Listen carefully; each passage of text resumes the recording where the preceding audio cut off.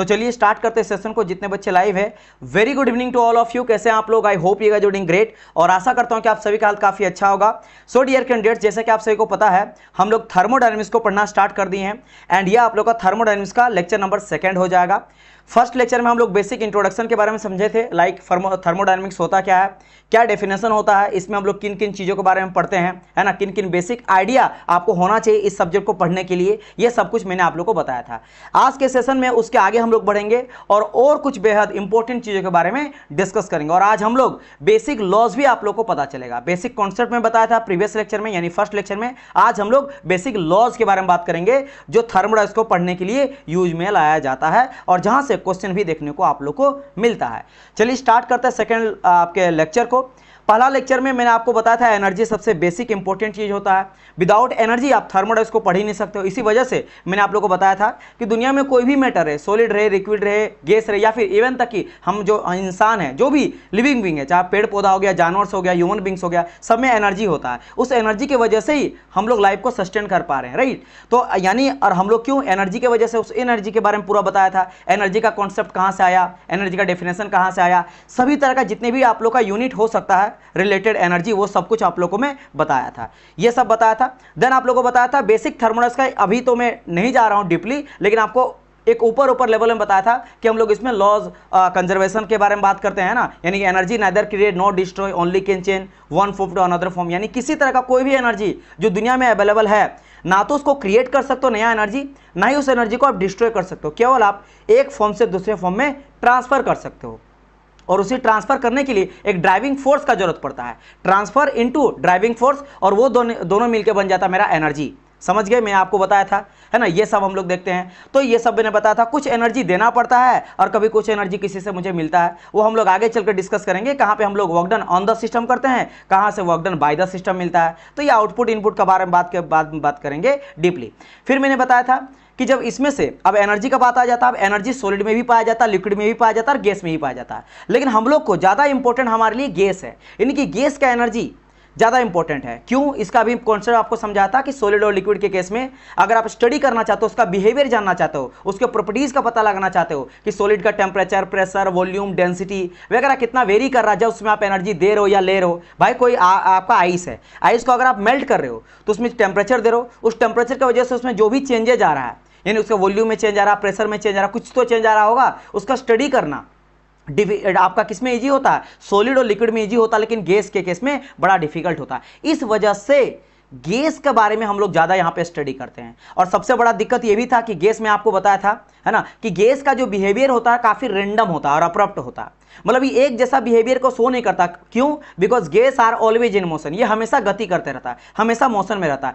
इस वजह से कई सारे साइंटिस्ट टाइम पे आते गए और गैस के बिहेवियर को समझाने के लिए वो अलग अलग एक्सपेरिमेंट किए। उसके बेसिस पे अलग अलग लॉ भी आया, जैसे Charles law, Boyle's law, Avogadro law, kinetic theory of gas. ये अलग अलग लॉज है, अलग अलग एक्सपेरिमेंट किया गया था अलग अलग साइंटिस्ट के द्वारा, ताकि इस गैस के बिहेवियर को समझा जाए कि आखिर गैस का बिहेवियर क्या है, इसका प्रेशर देने पे, टेम्परेचर के वजह से, वॉल्यूम के वजह से, डेंसिटी के वजह से क्या क्या चेंजेज आ रहा, किस तरह का बिहेवियर शो करता है। Isn't it? तो यानी कि अगर मुझे गैस के बारे में जानना है तो गैस के एनर्जी के बारे में जानना पड़ेगा कि आखिर भाई सॉलिड में जो भी एनर्जी है, लिक्विड में जो भी एनर्जी है, हमारे लिए ज़्यादा इंपॉर्टेंट क्या है? Gas energy. क्योंकि एक तो इसका स्टडी करना डिफिकल्ट है, और दूसरा मैंने ये भी बताया था सर गैस ही क्यों, सॉलिड लिक्विड के बारे में क्यों नहीं हम लोग पढ़ते हैं। ये भी मैंने बताया था कि जब भी एज ए मैकेनिकल इंजीनियर हमारे लिए ज़्यादा इंपॉर्टेंट क्या है? हमारा ऑटोमोबाइल।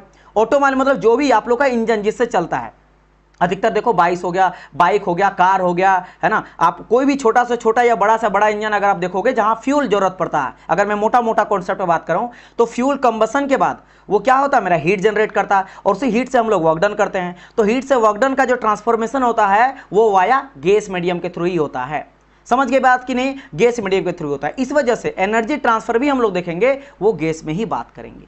तो इसके समझाने के लिए अब यहाँ पे सबसे पहले इसको समझाने के लिए काइनेटिक थ्योरी ऑफ गैस एक दिया गया अलग अलग साइंटिस्ट के द्वारा, जिसके बारे में बात करेंगे। इसका एक्सपेरिमेंट कौन कौन किया था? बॉयल्स लॉ, चार्ल्स लॉ किया था, है ना। इसी कॉन्सेप्ट का यूज करके वो अलग अलग एक्सपेरिमेंट किया गया था। लेकिन काइनेटिक थ्योरी ऑफ गैसेस दिया गया, इसमें सबसे ज्यादा योगदान किसका है? यह भी मैंने आप लोगों को कल लेक्चर बताया था। इसमें सबसे ज्यादा योगदान है मैक्सवेल का और बोल्ट्जमैन का।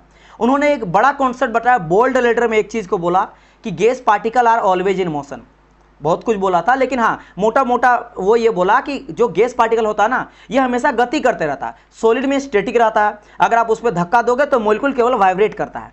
लिक्विड के केस में ही मोशन करता है, लेकिन हाइड्रोस्टेटिक में बताया था, एक आपका जब फ्लूइड मैकेनिक्स पढ़ते हो उसमें एक टर्म आता है हाइड्रोस्टेटिक फोर्स या हाइड्रोस्टेटिक लिक्विड, यानी हाइड्रो मतलब पानी, स्टेटिक माना रुका हुआ यानी वाटर एट रेस्ट, तो वाटर रेस्ट कंडीशन में भी रह सकता है। तो कभी ना कभी एक टाइम तो आता है जब लिक्विड भी रेस्ट रहता है, तो उसका भी स्टडी करना डिफिकल्ट है। लेकिन गैस के केस में दिक्कत क्या है कि हमेशा गैस मोशन में रहता, हमेशा गति करते रहता है, इस वजह से इसको समझना बड़ा दिक्कत है। और इसको प्रूव कौन किया था? मैक्सवेल और बोल्ट्जमैन। ये बताया काइनेटिक थ्योरी ऑफ गैसेस के इसी थ्योरी के अकॉर्डिंग जब एक्सपेरिमेंट किया गया तो पता चला कि gas particle are always in motion.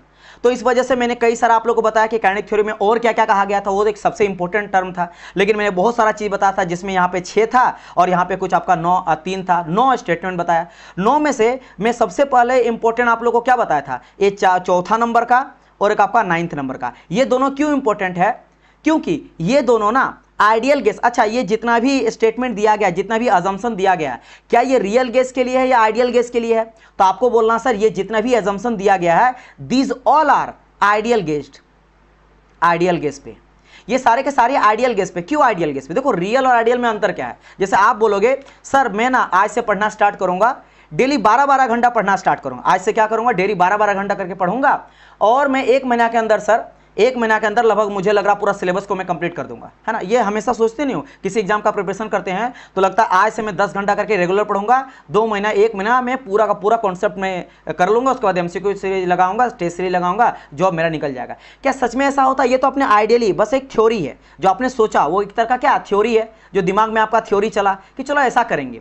लेकिन जब उसको आप एक्सपेरिमेंट करते हो, एक्सपेरिमेंट बोले तो रियल में जब जाते हो तब क्या हो जाता? दिक्कत आ जाता है। कभी कभार क्या हो जाता है कि लाइट आपका कट गया, कभी आपका फोन डिस्चार्ज हो गया, लेपी डिस्चार्ज हो गया, कभी ऐसा कुछ हो गया कि मान लो कि आपका तबीयत खराब हो गया, कभी ऐसा कुछ हो गया कि मम्मी पापा या बहन भाई का कुछ काम निकल गया जिसकी वजह से आपको कहीं जाना पड़ा। तो बहुत सारा आपका सर्टेन प्रॉब्लम आ जाता है जिसके वजह से आप जो आइडियली सोचे थे, जो आप थ्योरेटिकल सोचे थे, वो चीज को रियल में एक्सपेरिमेंट में नहीं कर पाते। तो यहाँ पे जो भी दिया गया था जमसन ना, ये आइडियल गैस पे था और ये सारा का सारा थ्योरी था। इसको जब एक्सपेरिमेंट किया गया, जो आगे चलकर मैं बताऊंगा, तब कुछ अलग ही रिजल्ट निकलता है। लेकिन आइडियल का अलग रिजल्ट और रियल का अलग रिजल्ट। इसी वजह से गैस को भी हम लोग 2 भाग में पढ़ते हैं, एक आइडियल गैस और रियल गैस। दोनों क्या होता है? आइडियल गैस मतलब एक समझ लो ना कि सपना की तरह, वो रियल कुछ नहीं होता, हाइपोथेटिकल होता है। एक आइडियल मतलब हाइपोथेटिकल थ्योरी बेस्ड है, लेकिन जब उसका एक्सपेरिमेंट करेंगे तब कुछ और ही होता है ना। समझ गए मेरी बात? नहीं, कोई भी चीज का होता है कि आप करते नहीं हो कि किसी भी चीज का मान लो, है ना, सपोज करो कि ऐसा घर बनेगा तो ऐसा रहेगा, ऐसा दिखेगा, ये होगा, वो होगा, दिस होगा, दैट होगा। लेकिन जब बनाना जाते हो तो पता चलता है अरे यार ज्यादा खर्चा पड़ गया, मैं ऐसा दिखना चाह रहा था कुछ ऐसा दिखने लगा। मतलब कि जो भी आइडियल होता है उससे जब रियल बनता तो कई सारा डिफरेंस होता है। जैसे कोई मशीन बनाया जाता है, एक प्रोटोटाइप होता है, प्रोटोटाइप के बेसिस पर ही किसी मशीन को बनाया जाता है या किसी बिल्डिंग को बनाया जाता है, किसी आर्किटेक्चर को बनाया जाता है। तो रियल में कितना डिफरेंस होता है? तो वही हो जाता है आइडियल और रियल। तो ये जितना दिया गया है ये सबका सब आइडियल है, सबका सब एक हाइपोथेटिकल है, सबका सब थ्योरी बेस्ड है। क्यों? क्योंकि इसका एक्सपेरिमेंट बाद में हुआ, पहले थ्योरी कि अगर ऐसा करेंगे, अगर ऐसा करेंगे, अगर ऐसा करेंगे तो ऐसा ऐसा हो सकता है। जैसे मैं अगर जैसे कोई भी बनाता ना रोड मैप, मैं अगर बोलूंगा इस एग्जाम को कैसे क्रैक करना है, तो मैं आपको बताऊं ना भाई 2 month road map, 3 month road map, वो क्या होता है? एक तरह का एक आइडियल है। अगर आप इस सब्जेक्ट को इतना देर पढ़ते हो, इतना घंटा पढ़ते हो, फिर रिवीजन करते हो, फिर MCQ लगाते हो, फिर टेस्ट सीरीज लगाते हो और ऐसे ऐसे करते हो, शॉर्ट नोट्स के थ्रू रिवीजन करते हो, तो आपका एग्जाम निकल जाता है। तो एक आइडियल हुआ ना, ये एक थ्योरी हुआ। जब आप एक्सपेरिमेंट करोगे तब आपको लगेगा नहीं सर ऐसा नहीं होता जो आपने बताया था, सोचा था, लेकिन 8-10 दिन किया, 8-10 दिन के बाद कुछ काम निकल गया, कुछ ऐसा हो गया, कुछ ऐसा हो गया। तो कभी 10 घंटा मैंने सोचा था डेली पढ़ूंगा, लेकिन कभी 8 घंटा पढ़ लिया, कभी 9 घंटा पढ़ लिया, कभी 7 घंटा पढ़ लिया, कभी ज़्यादा पढ़ लिया, कभी 10 की जगह 12 पढ़ लिया। लेकिन वो जो आइडियल था कि डेली 10-10-10, वो तो नहीं हो पाया ना, वही ये कहलाता है। तो ये सबका सब आइडियल बेस था, जिसमें मैंने बहुत सारा चीज़ बताया था, जिसमें चौथा नंबर का और 9 नंबर इसलिए इंपॉर्टेंट है कि ये आइडियल का सबसे जो एक होता ना अजम्पशन लेना, तो इस अजम्पशन को अगर ठीक किया जाए तो ऑटोमेटिकली इस आइडियल गैस से रियल गैस बनाया जा सकता है। आगे चलकर मैं आप लोगों को 2 करेक्शन करूंगा आइडियल में। देखो आइडियल क्या, हाइपोथेटिकल सोच लिया, है ना, हाइपोथेटिकल सोच लिया। जैसे कोई बोलेगा ना कि भाई सलमान खान जो है ना, हम भाई उसका क्या लाइफ स्टाइल है ना, उसका क्या लाइफ स्टाइल है, वो क्या खाता होगा, क्या पीता होगा, कहाँ रहता होगा, कहाँ घूमता होगा, क्या उसका क्या होगा, है ना। लेकिन अगर कहा जाए कि 2 चीज़ के केवल हटा दिया जाए ना, तो वो भी एक सिंपल इंसान की तरह है। समझ गए मेरी बात? नहीं, वही 2 इंपॉर्टेंट चीज़ क्या है, ये चौथा नंबर का और ये आप लोग का 9th नंबर का। यानी कि इन दो चीज को अगर ठीक कर दिया जाए तो ये जो आइडियल गैस है ना वो रियल गैस हो जाएगा। अब क्या है देखो, चौथा नंबर ये कहा गया था कि कोलोजन बिटवीन द मॉलिक्यूल जो होता है ना वो हम लोग अट्रैक्शन लेते ही नहीं है। जब कोलोजन होता है वो तो चलो परफेक्ट इलास्टिक होता है, यानी कि काइनेटिक एनर्जी और मोमेंटम का कोई लॉस नहीं होता। लेकिन साथ ही इसमें बड़ा एक बोल्ड स्टेटमेंट दे दिया जो कि तरह का गलत स्टेटमेंट है। गलत नहीं है क्योंकि एजम्पशन माना तो कुछ भी मान लो, ये बोल दिया ना कि there is no intermolecular force of attraction, यानी दो मॉलिक्यूल्स के बीच में किसी तरह का कोई अट्रैक्शन नहीं होता है। और ये सबसे बड़ा गलती था क्योंकि दुनिया में ऐसा कोई भी पार्टिकल नहीं है जिसके बीच में एक तरह का अट्रैक्शन नहीं होता, जिसके बारे में प्रीवियस लेक्चर में आपको समझाता है। इसके पीछे का कॉन्सेप्ट एक्चुअली कर्व होता है ना, हम लोग का यूनिवर्स, जिसके वजह से कोई चीज आता है तो घूमते घूमते सेंटर की ओर आता है। लेकिन जो भी रीजन है एक फोर्स ऑफ अट्रैक्शन तो होता ही है ना, लेकिन ये बोला नहीं होता है। तो अगर इस चीज को ठीक कर दिया जाए, यानी अगर हम लोग फोर्स ऑफ अट्रैक्शन को लेंगे तो ये आइडियल गैस रियल गैस बन जाएगा। और दूसरा क्या है 9th नंबर का, 9th नंबर में ये ले लिया गया कि यहां पे जो भी हम लोग वॉल्यूम लेते हैं जिसके साथ कंपेयर करते हैं उसको हम लोग बहुत ही ना के बराबर मानते हैं। जैसे कि मैंने बताया था एक बड़ा सा रूम है, उस बड़ा सा रूम का आयतन कितना बड़ा, बहुत सा उसमें गैस है, अगर जो भी हवा तो होगा ही, उस हवा का आयतन को निकालोगे तो बहुत ज़्यादा हजारों में निकल जाएगा। लेकिन एक परफ्यूम लिए और परफ्यूम से अगर आप थोड़ा सा परफ्यूम को छिड़के तो उस परफ्यूम का वॉल्यूम कितना ही उससे गैस निकला, बिल्कुल कम। तो उस परफ्यूम का जो गैस का आयतन है, गैस का आयतन या फिर गैस का वॉल्यूम इस रूम के गैस के वॉल्यूम के कंपेयर में बिल्कुल नेग्लिजिबल, लेकिन कुछ ना कुछ तो है। लेकिन यहां पे क्या माना जाता है कि उसको नेग्लिजिबल मतलब उसको माना ही नहीं जाता, उसको नेग्लेक्ट कर दिया जाता है। तो अगर उसको मानेंगे कि नहीं भाई रूम अभी खाली नहीं है, कुछ ना कुछ जगह वो परफ्यूम ले लिया। जैसे एग्जांपल कितना अच्छा बताया था कि अगर आपको पापा आपको 10 लाख रुपया पैसा देता है रखने के लिए कि बेटा अकाउंट में रखना, तुम्हारे लिए कार खरीद देंगे, और आप गलती से उससे 1 रुपया निकाल लिए, केवल 1 रुपया, लेकिन आप क्या पापा बोले, हाँ पापा पूरा 10 लाख रुपया है। अगर वो चेक भी करेंगे अकाउंट तो लेगा हाँ पूरे 1 रुपया से क्या ही फर्क पड़ता, समझ गए मेरी बात की। लेकिन एक्चुअल में जब आप अकाउंट को चेक करते हो जाके फोन पे में, गूगल पे में, तो क्या दिखाएगा, वहां दिखाएगा 9,99,999 रुपये, यानी 1 रुपया का कमी तो दिखाएगा। एक्चुअल समझ गए। तो आइडियली आपने मान लिया कि पूरा पैसा, लेकिन रियल में क्या 1 रुपया का कमी है, वही ये किया। ये नेग्लिजिबल मान लिया, ये मान लिया कि रूम अभी भी खाली है। क्यों? क्योंकि ये छोटा कि उतना कम को क्या ही मानना, लेकिन एक्चुअल में कुछ ना कुछ वो जगह मेरा घेरा है। तो रियल गैस में क्या होता है, हम लोग मान के चलते हैं कि कुछ ना कुछ वो जगह को घेरता है, और उसके लिए क्या करते हैं, ये जो मेरा गैस पार्टिकल होता है उसको हम लोग स्फीयर मानते हैं, गोला मानते हैं, जो कुछ ना कुछ जगह लेता है। तो ये दो चीज को क्या क्या, अगर हम लोग फोर्स ऑफ अट्रैक्शन को मान ले और अगर हम लोग ये मान ले कि भाई साहब कुछ ना कुछ जगह घेरता है, तो ये आइडियल गैस से रियल गैस में कन्वर्ट हो जाता है। आप बोलेंगे सर अभी क्यों बता रहे हैं, कि जब मैं आप लोग को रियल गैस के रियल गैस के बारे में बताऊंगा, है ना, तब आपको पता चलेगा इसके बारे में। यही दो चीजों का मैं करेक्शन करूंगा, यानी ठीक ये गलती एक तरह किया गया ना, इसको मैं क्या करूंगा, सुधार करूंगा, तो मेरा रियल गैस बन जाएगा। और अभी जितने भी पढ़ रहे सब का सब आइडियल गैस पे बेस्ड है। चलिए, तो ये सब मैंने बताया था। आई होप कि आप लोग प्रीवियस लेक्चर देखे होंगे। ठीक है, यहां से ये भी आपको समझा दिया कि बोल्ड स्टेटमेंट क्या था। ये बस ये आपको समझना है कि मैक्सवेल और बोल्ट्जमैन जो है काइनेटिक थ्योरी ऑफ गैसेस से अकॉर्डिंग रिजल्ट निकाला, और उससे ये पता चला कि gas particle always in motion, ये कभी भी स्टेटिंग में रहेगा ही नहीं। इसका एग्जाम्पल क्या मैं आपको समझाता हूँ। कभी कभी आप पूजा वगैरह की हो, अगरबत्ती आप लगाओ, अगरबत्ती से धुआं देखना, वो कभी भी चलते रहेगा, मोशन करते रहेगा, वो भी रैंडमली, मतलब ऐसे जाएगा, ऐसे जाएगा, ऐसे जाएगा, ऐसे जाएगा, ऐसा कभी नहीं होगा सीधा में जाएगा कुछ देर तक, है ना, फिर इधर इधर इधर इधर, यानी वो इसी तरह का। इसके अलावा कभी आप देखना रूम को पूरा डार्क रखो, अंधेरा रखो, आप खिड़की खोल दो, उससे जो लाइट आएगा, आप देखो डस्ट पार्टिकल ऐसे ऐसे मूव कर रहा है, उस डस्ट पार्टिकल अगर आप गैस पार्टिकल मान लो तो वैसा ही गैस पार्टिकल का बिहेवियर होता है, जो कि बिल्कुल अप्रप्ट और रैंडम होता है, और वो स्टैटिक नहीं रहता, रेस्ट कंडीशन पे नहीं रहता, मोशन करते रहता है, इधर उधर करते रहता है। बाकी अजम्पशन पे बहुत सारा मैं आप लोग को ऑलरेडी कल बता रखा हूं। तो अब बढ़ते हैं आगे। आगे क्या बात करेंगे समझना, दो और चीज है। आज आपको यह पता चलेगा कि दुनिया में जो टेम्परेचर और प्रेशर है वो क्यों है, टेम्परेचर है और प्रेशर है वो क्यों है। और आप लोग को थोड़ा बहुत देखो इन सभी सेशन में ना, आप लोग को भी थोड़ा सा अपना दिमाग लगाना है ना, इसलिए क्योंकि आप लोग ऑब्वियसली बात, आप सारे के सारे डिप्लोमा बीटेक किए होंगे, तो आप लोग जो मैं बताऊंगा एटलीस्ट उसको ध्यान से समझना है और उसको रियल लाइफ के साथ कनेक्ट करना, because mechanical engineering is all about real life experience. तो आप रियल लाइफ से अगर कनेक्ट करोगे तो आप सारी चीजें समझ जाओगे। क्या है देखो, मैं बात यहां पे करूंगा प्रेशर का और टेम्परेचर का, कि सर प्रेशर टेम्परेचर क्या गैस से कनेक्टेड है। बिल्कुल, हमारे पूरे इन्वायरमेंट में जो टेम्परेचर अभी जो आपको गर्मी लग रहा है या ठंडा लग रहा है, वो कहीं ना कहीं टेम्परेचर से कनेक्टेड, आई मीन गैस से कनेक्टेड रहता है। अब गैस का किस पार्ट से, कोलिजन की वजह से जो भी हो रहा है वो मैं बताऊंगा, और टेम्परेचर और प्रेशर दोनों ही। अब चलिए बात करते हैं पहले प्रेशर का। प्रेशर देख लो, तो क्या होता है, the pressure of gas molecules is due to the collision of the molecule with the wall of container. Wall बोले तो देखो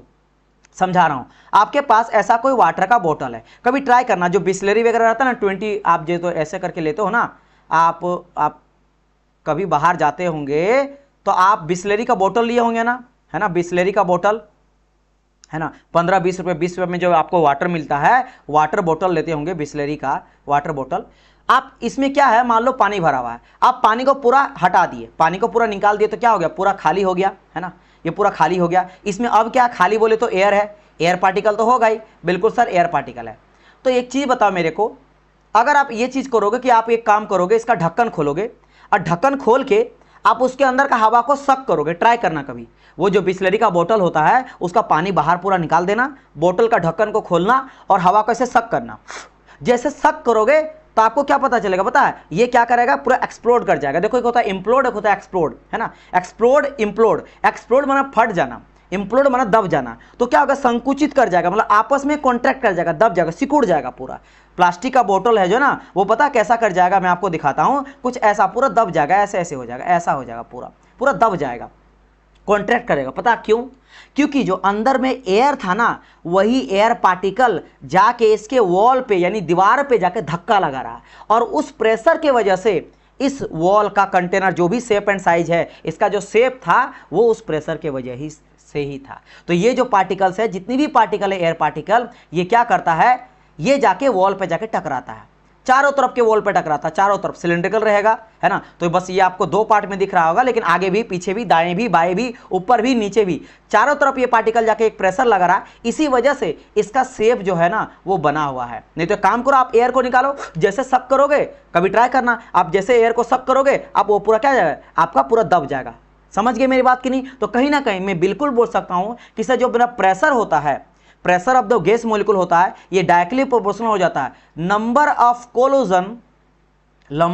collision of molecule per unit area. आप बोलेंगे सर ये पर यूनिट एरिया आपने क्यों लिया, मैं बिल्कुल समझा रहा हूं, बिल्कुल समझ रहा हूं, आप डोंट वरी, बिल्कुल टेंशन ना लो, है ना। देखो नंबर ऑफ कोलिजन मतलब कि आप लोगों को मैंने कहा कि ये रैंडम बिहेवियर चलते रहता है, आपस में टकराता है, टकराते रहता है, तो जितना ज्यादा टकराएगा उतना मोशन होगा। भाई साहब इसका अगर काइनेटिक एनर्जी बढ़ेगा, जितना ज्यादा मोशन करेगा उतना टकराएगा, उतना टकराएगा तो उतना प्रेशर डेवलप होगा, उतना प्रेशर डेवलप, मानते हो कि नहीं? बिल्कुल मानते हो सर। लेकिन एक पर्टिकुलर एरिया में कितना गैस पार्टिकल है ये भी तो मैटर करता है। मान लो इस बोतल में एयर पार्टिकल बिल्कुल ना के बराबर है, तो क्या ये ज्यादा एकदम उसको दबाएगा, प्रेशर क्रिएट कर पाएगा? नहीं कर पाएगा। जैसे आप हाथ से इसे दबाओगे तुरंत दब जाएगा। लेकिन हाई प्रेशर से अगर कोई गैस आ रहा है ना, जैसे कोई वैक्यूम प्रेशर से पूरा बाहर गैस निकाल रहे हो और जबरदस्ती हवा ठूस रहे हो, फिर आप दबा के दिखाओ, उससे दबेगा ही नहीं, उससे दबेगा ही नहीं। बात समझ में आया? तो यहां पे क्या हुआ, एक पर्टिकुलर एरिया में अगर ज्यादा गैस पार्टिकल है उसके वजह से ज्यादा प्रेशर लगेगा। जितना ज्यादा एक पर्टिकुलर एरिया में गैस पार्टिकल रहेगा उतना प्रेशर क्रिएट करेगा, उतना ही उसका प्रेशर बढ़ेगा। तो यहां से आपको यह समझ में आया कि जो मेरा नंबर ऑफ कोलिजन है पर यूनिट एरिया में जितना कोलिजन करता है वो डायरेक्टली प्रोपोर्शनल होता है प्रेशर का। डायरेक्टली प्रोपोर्शनल का मतलब क्या होता है सर, एक बढ़ेगा दूसरा भी बढ़ेगा। जितना ज्यादा कोलिजन बढ़ेगा मॉलिक्यूल का एक पर्टिकुलर एरिया में, बढ़ाते जाओ, जब भाई जितना ज्यादा गैस पार्टिकल दोगे उतना तो वो मोशन करते रहेगा, और ऑटोमेटिकली उसका आदत ही मेरा रैंडम बिहेवियर मोशन करने का। अब बस उस पर्टिकुलर एरिया में ज्यादा गैस दे दो तो ज्यादा टकराएगा, ज्यादा प्रेशर करेगा, तो अगर ये बढ़ा तो मेरा ये भी बढ़ेगा। तो एक तो आपका प्रेशर यहां पे क्लियर हो गया with real life experiment. Example आप समझ गए होंगे। Now move to the next. अब बात करते हैं टेम्परेचर का, टेम्परेचर ऑफ द गैस। अब देखो टेम्परेचर किसी का कैसे होता है, तो temperature of the gas is depend on kinetic energy of molecules. Kinetic energy मैंने अभी बताया था ना कि कोलिजन करता है, बिल्कुल सर कोलिजन मेरा करता है, ठीक है। अच्छा काइनेटिक एनर्जी क्या होता है? काइनेटिक एनर्जी होता है गतिज ऊर्जा, गतिज ऊर्जा। तो जब कोई चीज उसी का पार्ट है, जब कोई चीज आपस में टकराएगा तो एक चीज मेरे को बताओ डियर, आपस में फ्रिक्शन नहीं होगा। आप हाथ आपका है ना, हाथ को ऐसे करो तो बस ऐसे करके आगे चल जाओ, तो आपका हाथ गर्म नहीं हो रहा है। देखो ध्यान से ऐसे करो, हल्का सा आपको फील तो होगा गर्मी। तो ये चीज इतना सारा टकराएगा, करोड़ों मॉलिक्यूल रहेगा आपस में टकराते रह रहा है, क्योंकि मोशन कर रहा टकरा रहा है। सोचो कितना डेवलप होगा टेम्परेचर। तो यानी कि टेम्परेचर जो बिल्डअप होता है गैस में, जो आपको लगता है ना कि ज्यादा टेम्परेचर है, कम टेम्परेचर है, ये मैं आगे चलकर कॉन्सेप्ट बताऊंगा आरएसी। अगर आप आरएसी मेरे से पढ़ोगे तो आपको बताऊंगा कि आखिर क्यों ऐसा होता है कि गर्मियों के दिनों में आप ये चीज़ देखते होंगे ना कि सर गर्मियों के दिनों में ना, जैसे आप कभी ये चीज़ ध्यान दिए, अगर मैं छोड़ो अभी ज़्यादा मैं डिटेल जाऊंगा ना तो फंस जाओगे, शेर यहीं पे रहो, जितना ज़्यादा टकराएगा उतना ज़्यादा फ्रिक्शन जनरेट होगा, फ्रिक्शन जनरेट होगा तो गर्म होगा तो टेम्परेचर बढ़ेगा, तो जितना ज़्यादा मॉलिक्यूल्स का काइनेटिक एनर्जी ज़्यादा होगा उतना ज़्यादा उसका टेम्परेचर होगा। अच्छा, आप बोलेंगे सर हम लोग गर्म जब करते हैं पानी को, ध्यान से समझना, अगर सर मैं पानी को गर्म कर रहा हूं तो क्या कर रहा हूं, बेसिकली आप दे रहे हो हीट एनर्जी, और जैसे हम लोग आगे चलकर जब मैं आपको थर्मोडायनेमिक्स का सेकंड लॉ पढ़ाऊंगा, एंट्रोपी पढ़ाऊंगा, तब समझ में आएगा कि जब हम लोग हीट ऐड करते हैं सिस्टम में तो उसका एंट्रोपी बढ़ता है। अब यहाँ पे आप लोग को जो बच्चे फर्स्ट टाइम देख रहे होंगे बिल्कुल समझ नहीं आएगा सर क्या है ये एंट्रोपी, कोई दिक्कत नहीं है, आप लोग को कोई लोड नहीं, मैं आपको पूरा concept clear A to Z बताऊंगा जीरो से। लेकिन कहने का मतलब क्या है, रेंडमनेस बेसिकली होता है, ये होता है रेंडमनेस, गैस पार्टिकल का रेंडमनेस, बस इतना भी समझो क्या होता है रेंडमनेस। रेंडमनेस मतलब कि अरे इधर उधर इधर उधर ना, किसी का लाइफ बुल का उथल पुथल है, किसी का जैसे जॉब लग जाएगा आपका तो लाइफ बिल्कुल स्टेबल हो जाएगा, भाई बच्चे पढ़ाई लिखा कर रहे हैं, शादी हो गया, घर परिवार मस्त है, माता पिता खा पी रहे हैं, मेरा भाई लाइफ मस्त है, सुबह उठना ड्यूटी जाना आना है। लेकिन जब आपका नहीं रहता है तो बड़ा उथल पुथल लाइफ है, काम करो ये करो वो करो, फिर भी टेंशन है दिमाग में, भाई आगे क्या होगा, बच्चे का क्या होगा, अगर कुछ हो गया तो, बॉस का झगड़ा हो गया या कर मेरे को फायर कर दिया तो, अगर मेरा इंक्रीमेंट नहीं हुआ तो, मतलब समझ रहे, तो इसको बोलते हैं रेंडमनेस। आपकी लाइफ में रेंडमनेस ज़्यादा है, यानी आपकी लाइफ में एंट्रोपी ज़्यादा है। समझ, entropy is not a good thing, वो अनअवेलेबल एनर्जी होता है, वो ऐसा एनर्जी जो यूजुअल एनर्जी नहीं है। तो जब हम लोग हीट ऐड करते हैं ना तो रेंडमनेस बढ़ता है। तो क्या होता है, आप आसान भाषा में समझो, जैसे पानी को दिए आप गैस में चढ़ाए, तो गैस जब हीट ऐड होगा ना पानी में, तो जो उसका अंदर का जो वाटर ड्रॉपलेट है यानी कि H2O मॉलिक्यूल्स है, वो आपस में एकदम शांत बैठा था, बेचारा मूव तो कर रहा था, पानी वाटर पार्टिकल भी मूव करता है लेकिन धीरे धीरे। जब गर्मी हुआ ना तो इसीलिए बॉयल करने लगता है, दर दर दर दर, उसका पार्टिकल रेंडमनेस बढ़ने लगता है, वो रेंडमनेस बढ़ता है उसी वजह से धीरे धीरे। आज समझ रहे मेरी बात की नहीं, तो कहीं ना कहीं काइनेटिक एनर्जी का बढ़ा कि नहीं, तो काइनेटिक एनर्जी बढ़ा तो क्या होता है, ऑब्वियसली बात है पानी गर्म होता है तो पानी गर्म होते चला जाता है। तो kinetic energy directly responsible to increase the temperature of gas. तो यहाँ पे दो चीज आपको समझ आया कि कोलोजन जो होता है वो डायरेक्टली प्रोपोर्शनल होता है प्रेशर का, और काइनेटिक एनर्जी होता है ये डायरेक्टली प्रोपोर्शनल होता है टेम्परेचर का। डायरेक्टली दोनों ही, एक बढ़ेगा तो दूसरा बढ़ेगा, एक घटेगा तो दूसरा भी घटेगा। Is it clear to all of you और नॉट? यहां तक मेरे को बताओ, बिल्कुल बेसिक बता रहा हूं, देरी यहां पे कोई ऐसा है ही नहीं कि कोई मैं रॉकेट साइंस आपको बता दिया, बिल्कुल सिंपल है, बिल्कुल सिंपल है। आप एक बार बस ये बताओ यहां तक चीजें आप लोग को समझ में आया, यस और नो मुझे बताइए।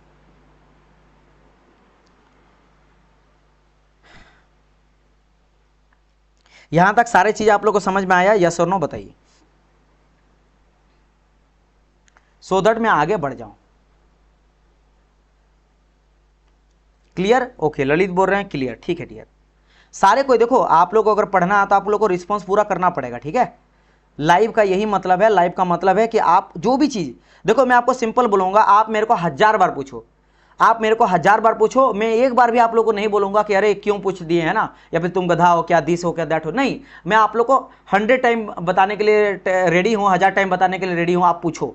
लेकिन हाँ, सही क्वेश्चन भी होना चाहिए, ये नहीं अभी थर्मो पढ़ा रहा हूँ आप मशीन डिजाइन का क्वेश्चन पूछ दोगे, आरएससी का पूछ दोगे, एसटी का पूछ दोगे, नहीं। जिस सब्जेक्ट को पढ़ा रहा हूँ, जिस टॉपिक को पढ़ा रहा हूँ, अभी कोई पूछ देगा एंट्रोपी के बारे में, भाई एंट्रोपी जब आएगा तो पढ़ाएंगे सेकंड लॉ में, अभी बस आपको रेफरेंस में बता दिया कि जब उसको पढ़ाएंगे ना तब आपको ये चीज़ को कनेक्ट कर लोगे।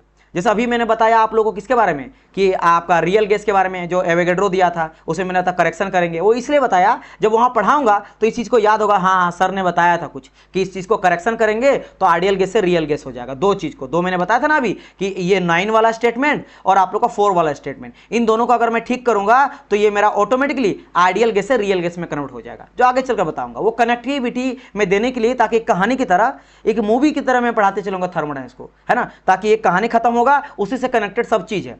ये पूरा का पूरा आप देखोगे, जिस दिन थर्मोडायनेमिक्स का लास्ट लेक्चर होगा, जब एंड होगा ना, आपको ये लगेगा कि अभी भी कनेक्टेड है थर्मोडायनेमिक्स, कभी भी लूज नहीं करेगा। बहुत सारे ऐसा सब्जेक्ट होता है कि एक अगर चैप्टर खत्म तो उसका कॉन्सेप्ट बिल्कुल अलग, नया कॉन्सेप्ट बिल्कुल अलग, ऐसा नहीं।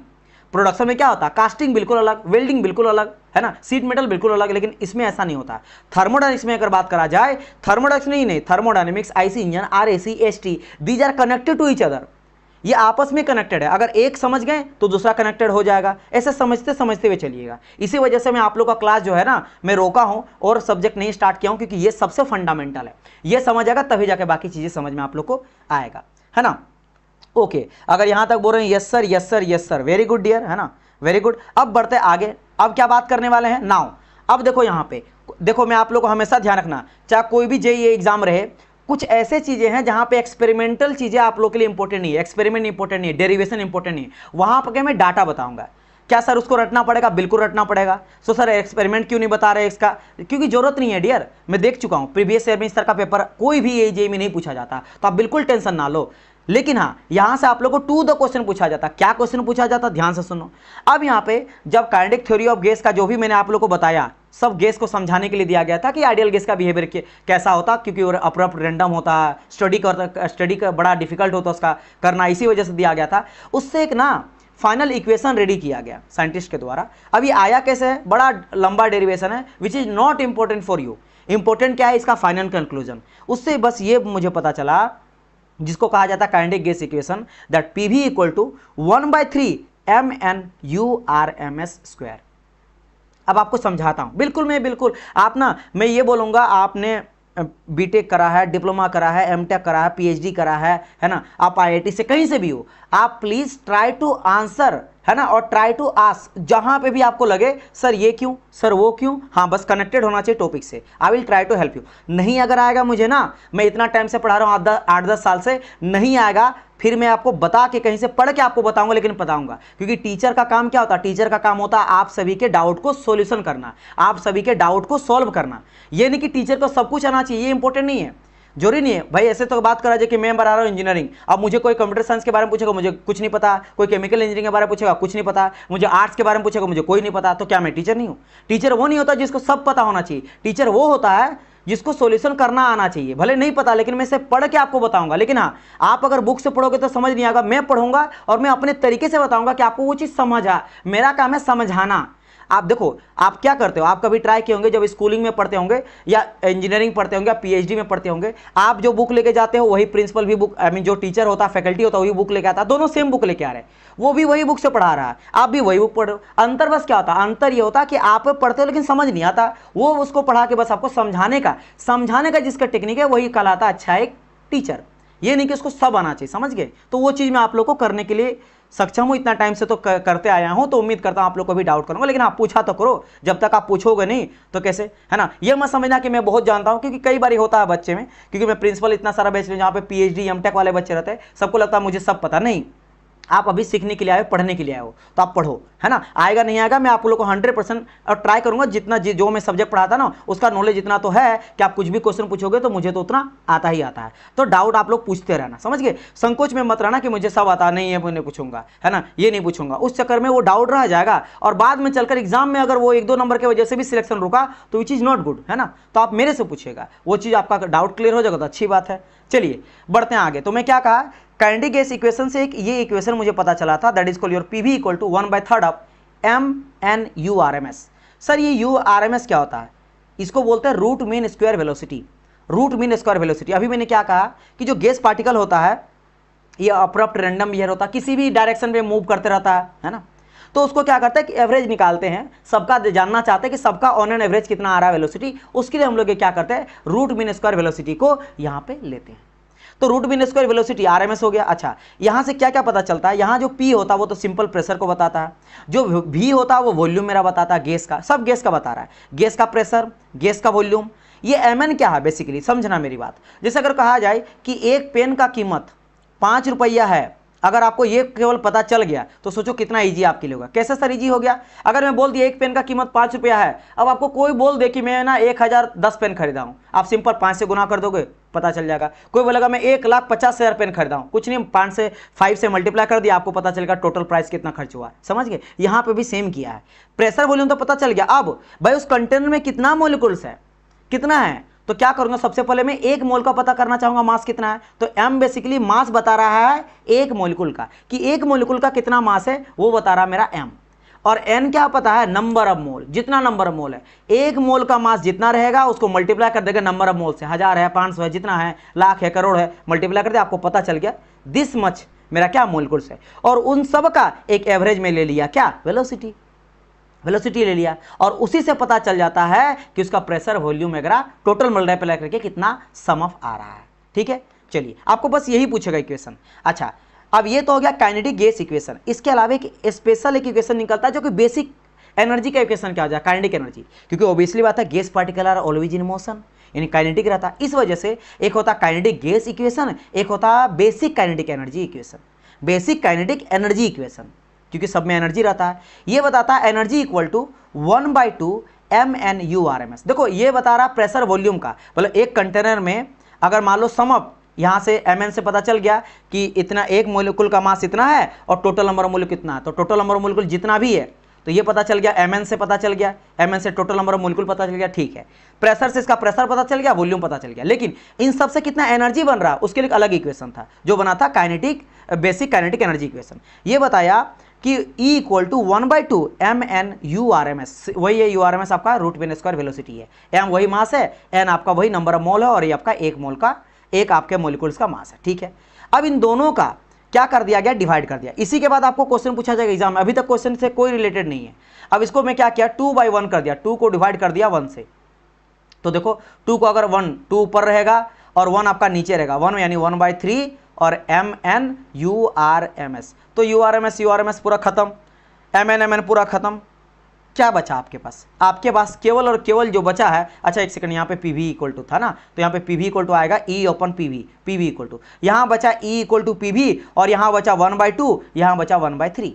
1/2 तो ऐसे रहेगा और ये मेरा 3/1 आ जाएगा, यानी कि 3/2 और ये रहा PV ऊपर चल जाएगा तो आ जाएगा PV, ये चीज आएगा क्या equal to, energy equal to निकल के आ जाएगा 3/2 PV। अब बता रहा हूं यहां से कैसे क्वेश्चन पूछने का। सर ये क्यों इंपॉर्टेंट आपने बताया, इतना तामझाम आपने बताया, इसके लिए क्या, हाँ बिल्कुल इसी के लिए, यही क्वेश्चन पूछा जाएगा। देखो क्वेश्चन क्या पूछता है, क्वेश्चन ये पूछता है dear, what is the relationship between pressure, volume and energy according to kinetic theory of gases. जो हम लोग काइनेटिक थ्योरी ऑफ गैसेस से इतना अजम्पशन पढ़े, गैस का ये बिहेवियर होता है, ऐसा ऐसा बिहेवियर, ऐसा तैसा, तामझाम बहुत सारा चीज पढ़े, तो आपको पूछेगा ठीक है एक कंक्लूजन बताओ कि प्रेशर के बीच में, वॉल्यूम के बीच में और एनर्जी के बीच में कुछ रिलेशन होता है, ताकि पता चल पाए उसका एनर्जी कितना है, वॉल्यूम कितना, प्रेशर कितना है। बिल्कुल हमारे पास एक है इक्वेशन, यही इक्वेशन है। इससे अगर किसी का प्रेशर और वॉल्यूम पता रहेगा तो उसका एनर्जी निकाल सकते हो। अगर आपके पास एनर्जी पता रहेगा और प्रेशर पता रहेगा तो वॉल्यूम, तीन में से कोई दो चीज रहेगा तो एक ही चीज आप निकाल सकते हो।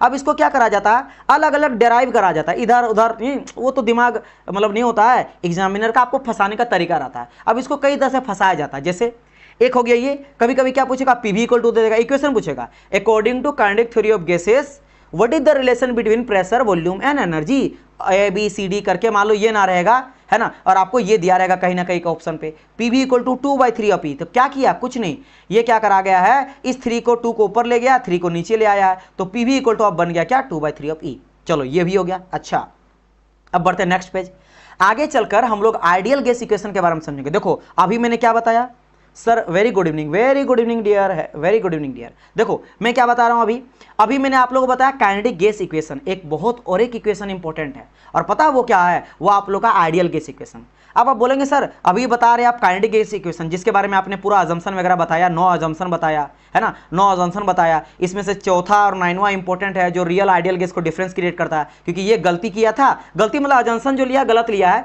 रियल में कुछ अलग होता है, तो रियल वाले चीज को अगर मैं ठीक कर दूंगा तो मेरा रियल गैस बन जाता है। साथ ही साथ और एक इंपॉर्टेंट अजम्पशन आपने बताया कि हमेशा मोशन होता है, जो मैक्सवेल बोल्ट्जमैन बोला था, ये भी काइनेटिक का ही है।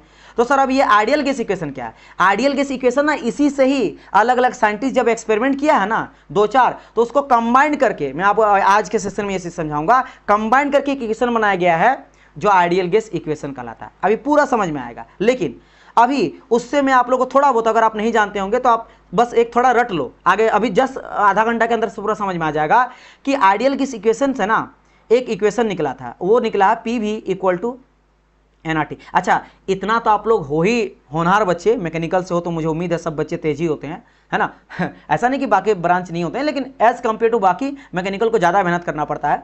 तो मैं जानता हूं कि इतना जानते होंगे आप लोग, इतना तो फिजिक्स में, केमिस्ट्री वगैरह में रहता है कि एक होता PV इक्वल टू MRT, एक होता PV इक्वल टू MRT। किसी को पता है इसके बारे में, थोड़ा बताना तो कमेंट करके। What is the basic difference between PV equal to MRT और PV इक्वल टू NRT। यहाँ पे दो चीज़ का डिफरेंस होता है, एक तो M का और एक R का। एक में यूनिवर्सल गैस कांस्टेंट होता है, एक में आपका कैरेक्टरिस्टिक गैस कांस्टेंट होता है। एक में नंबर ऑफ मोल होता है, एक में नंबर ऑफ मास होता है। ये कहां पे यूज करते हैं, ये कहां पे यूज करते हैं, इन सब के बारे में पूरा प्रूव करूंगा। इससे रिलेटेड मैं पूरा आपको एक्सपेरिमेंट करके दिखाऊंगा, पूरा आपको डेरिवेशन करके दिखाऊंगा, which is very very important, क्योंकि ये बहुत इंपॉर्टेंट समझना, नहीं तो कोई भी आपको कंफ्यूज कर देगा। लेकिन हाँ, मेरे स्टूडेंट होते हुए इन सभी चीजों से रिलेटेड कभी भी आप लोग को डाउट तो होना ही नहीं चाहिए। खैर, अभी बाद में डिस्कस करेंगे, बट ये समझ लो कि आइडियल गैस इक्वेशन में हम लोग इक्वेशन का यूज करते हैं पीवी इक्वल टू nRT। अगर मैं n इक्वल टू 1 ले लेता तो n क्या, नंबर ऑफ मोल है। मान लो 1 मोल के लिए स्टडी करते हैं, जैसे होता है ना नंबर 1 मास के लिए स्टडी करते हैं, है ना, समझ गए मेरी बात की नहीं। जैसे होता है ना 1 न्यूटन इक्वल टू दिस, आपका होता है डाइन लेके चलते हैं, एक हम लोग यूनिट, तो 1 मोल का अगर बात करा जाए तो पीवी इक्वल टू क्या निकल जाता है, RT निकल जाता है ना सर, बिल्कुल निकल गया। तो आप अभी देखो देखो कैसे क्वेश्चन घुमाएगा, कैसे क्वेश्चन घुमाएगा, क्वेश्चन ऐसे घुमाता है। अभी मैंने कहा कि E इक्वल टू होता है, देखो यहां से देखो ना, E इक्वल टू होता है 3/2 ऑफ पीवी, लेकिन अभी आपको पता चला कि according to ideal gas equation PV equal to RT भी तो होता है, तो क्या मैं पीवी के जगह में RT वैल्यू नहीं पुट कर सकता हूं, बिल्कुल पुट कर सकता हूं। तो यहां पे एक नया बन गया क्या कि E equal to 3/2 of RT। अब ये चीज दे देगा, आप बोलेंगे सर ये तो आपने पढ़ाया नहीं था। कुछ नहीं है भाई, बस दो इक्वेशन को आपस में इधर रिलेट करके, और ये बहुत कोई नहीं बताता, लेकिन मैं आपको ये भी बता रहा हूं कि कभी कभी इन सब चीजों में भी आप लोग को बेसिक बेसिक चीज होता है, ध्यान देना है।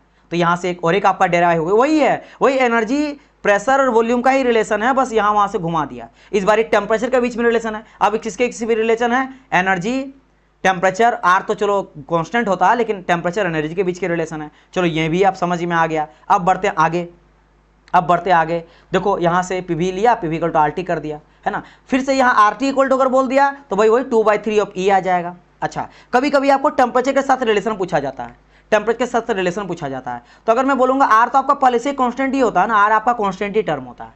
R अगर कांस्टेंट टर्म है तो बचता अब क्या है, R अगर हटा दिया गया तो बचा 2/3 ऑफ E, यानी कि टेम्परेचर जो होता है ये डायरेक्टली प्रोपोर्शनल होता है एनर्जी का। और क्या मैं ये अभी आप लोगों को नहीं बताया था, ध्यान दो, पिछला एजम्पशन में मैंने ये चीज बताया था कि kinetic energy is directly proportional to temperature. देखो इस डेरिवेशन से ये भी प्रूव होता है कि भाई हाँ, काइनेटिक एनर्जी डायरेक्टली प्रोपोर्शनल आपका टेम्परेचर, यही एनर्जी बोले तो काइनेटिक एनर्जी है ना। गैस में क्या पाएगा, गैस ऑलवेज इन मोशन, तो एनर्जी अगर बात करो तो ऑब्वियसली बात है काइनेटिक एनर्जी की बात कर रहा है। ऐसा बात नहीं कि और भी एनर्जी नहीं हो सकता, लेकिन हाँ काइनेटिक एनर्जी भी आप ले सकते हो, है ना, one of the form of energy. Energy तो लाखों होता है ना, tidal energy, sound energy, light energy, wind energy, लेकिन हमारे लिए ज़्यादा इंपॉर्टेंट क्या है वो यहाँ बात कर रहे हैं। तो ये भी समझ में आ गया। तो ये सब का सब क्या है, these are the relation between the pressure, volume, temperature according to kinetic theory of gases, जो भी टर्म आता है। अच्छा, यहाँ तक चीज समझ गए। नाउ अब हम लोग क्या बात करेंगे, अभी मैंने बताया अभी काइनेटिक थ्योरी ऑफ गैस के बारे में, इसमें मैंने आपको वेलोसिटी बारे बताया, मोलिक्यूल्स का वेलोसिटी हम लोग निकाले, रूट मीन स्क्वायर वेलोसिटी। यही इंपॉर्टेंट है, यही सबसे ज़्यादा इंपॉर्टेंट है, यही आप लोग के लिए क्या है, मोस्ट इंपॉर्टेंट, यही हर जगह पे यूज होता है। लेकिन अगर कोई भी पढ़ा होगा तो आप यही पढ़ोगे कि हमेशा सर जब भी काइनेटिक थ्योरी ऑफ गैसेस का बात करते हैं ना, तो हमेशा बात करते हैं RMS का ही, रूट मीन स्क्वायर वेलोसिटी का ही बात करते हैं। लेकिन अगर मैं आपको बताऊं, एक वेलोसिटी नहीं 3 वेलोसिटी हम लोग लेके चलते हैं। अब बोलेंगे सर ये फिर से आप डेप्थ जा रहे हो, अंदर जा रहे हो। नहीं, आप टेंशन ना लो, मैं उतने ही जाऊंगा जितना आपके एग्जाम के लिए इंपॉर्टेंट है। बस मैं आपको बता रहा हूं क्यों, रीजन समझना, बाद में बताऊंगा कहां से क्वेश्चन बनता है। यहां से क्वेश्चन बनता है, ये जो मैं रेड कलर से घेरा हूं ना, दिस इज इंपॉर्टेंट, यहां से क्वेश्चन बनता है ना।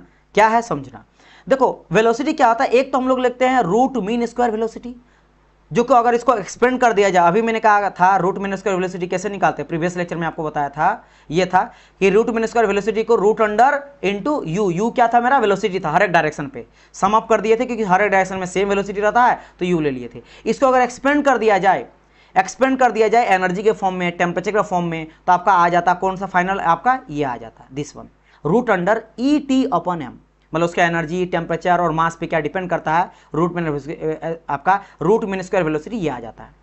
लेकिन मैंने कहा जैसे यही एक एनर्जी नहीं होता, कुछ और भी वेलोसिटी होता है, एक होता है एवरेज, अगर नॉर्मल जो एवरेज वेलोसिटी होता है ना, एवरेज। अच्छा, एवरेज वेलोसिटी का यूज हम लोग कहाँ करते हैं बता तो, जहाँ पे अब्रप्ट बिहेवियर नहीं होता है।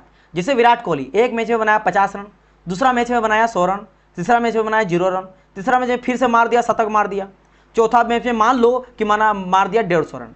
अब आप देखो कई मैच खेला, 1 match, 2 match, 3 match, 4 match, 5 match, कितना कितना रन करके, मैं जानबूझ के ऐसा कैलकुलेट किया हूं कि 500 हो जाए ताकि इजी समझने के लिए। तो देखो 100, 200, 300, 350, 400 हो गया, है ना, 400। अच्छा, मैं यहाँ पे अगर मैं ऐसा कुछ करता हूँ, एक सेकंड ना, और मैं मान लेता हूँ ना यहाँ पे इसको 150 मान लेता हूँ, है ना, इजी करने के लिए। तो अब देखो 500 हो जाएगा, 500 हो गया।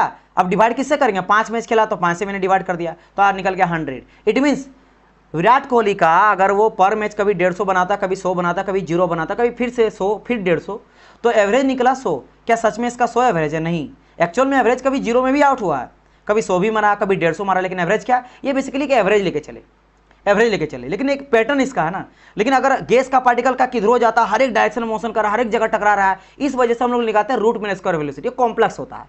तो वही बात का अगर रूट मीन स्क्वायर वेलोसिटी निकालते हैं तो ये आपका आता है। लेकिन अगर एवरेज वेलोसिटी निकालते हैं, जो बेसिक चीजों के निकालते हैं हम लोग, वो निकलता है एवरेज वेलोसिटी क्या, √8 ET/m। और एक होता है, एक कहा जाता है मोस्ट प्रोबेबल स्पीड आपका URMS या फिर मीन वेलोसिटी।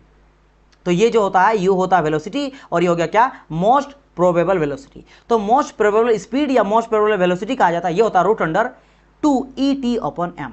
अब बोले सर इतना तामझाम हम मुझे क्यों बता रहे हैं, इसलिए बता रहा हूं मैं डियर, इन सब में ये पूछा जाता, बताइए सबसे ज्यादा वेलोसिटी किसका ज्यादा होता है, तो सबसे ज्यादा होता है एवरेज का, एवरेज का वाला ज्यादा वेलोसिटी इसका रिजल्ट निकलता है। लेकिन आरएमएस का बीच में आता, कम होता है, और सबसे कम होता है मेरा मोस्ट प्रोबेबल का।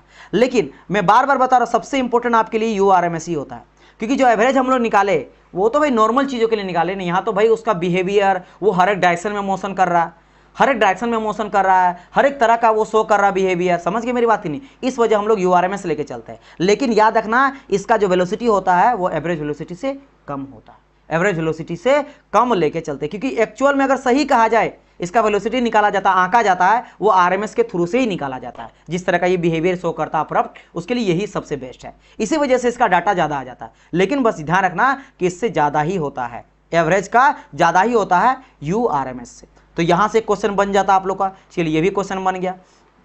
ओके नाउ अब देखो, अब यहां से एक नया हम लोग टॉपिक को स्टार्ट करेंगे, और यही आज का मेरा टॉपिक था मेनली। यहां तक चीजें एक बार आप बताओ समझ में आया, यस और नो? और समझ आया तो you have to like this session also, है ना, you have to like this session, और you have to give me some feedback में बोल रहा हूँ, sorry, you have to give me some good feedback, है ना, गुड और bad it's up to you, कोई इशू नहीं है, मेरे तरफ से कोई दबाव नहीं है, समझ में आना चाहिए। नहीं समझ आए तो मेरा ये क्वेश्चन है कि आप मेरे से क्वेश्चन पूछो, सिंपल सा बात है। नहीं समझ आए तो क्यों नहीं पूछा आप भाई, अगर आप लाइव होते हुए भी नहीं समझ आया तो यू हैव टू आस्क, है ना, यू हैव टू आस्क, आप मेरे से पूछो, सर ये बताइए, वो बताइए, ये कैसे हुआ, वो कैसे हुआ, है ना।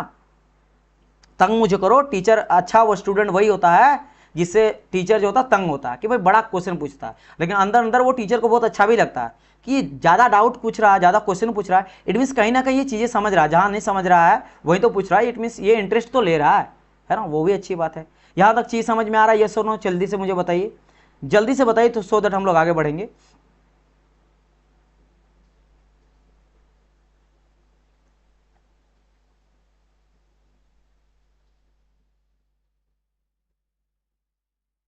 जल्दी जल्दी रिप्लाई कर दो, मैं आगे बढ़ जाऊंगा।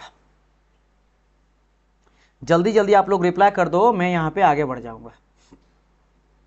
और सब चीज़ क्लियर तो है ना, कोई किसी तरह का कोई दिक्कत तो नहीं है ऑडियो वीडियो में?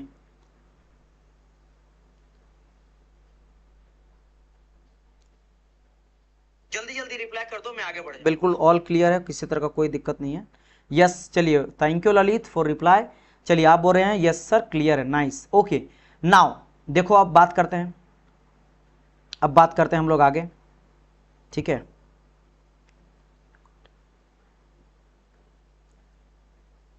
Go ahead sir, okay.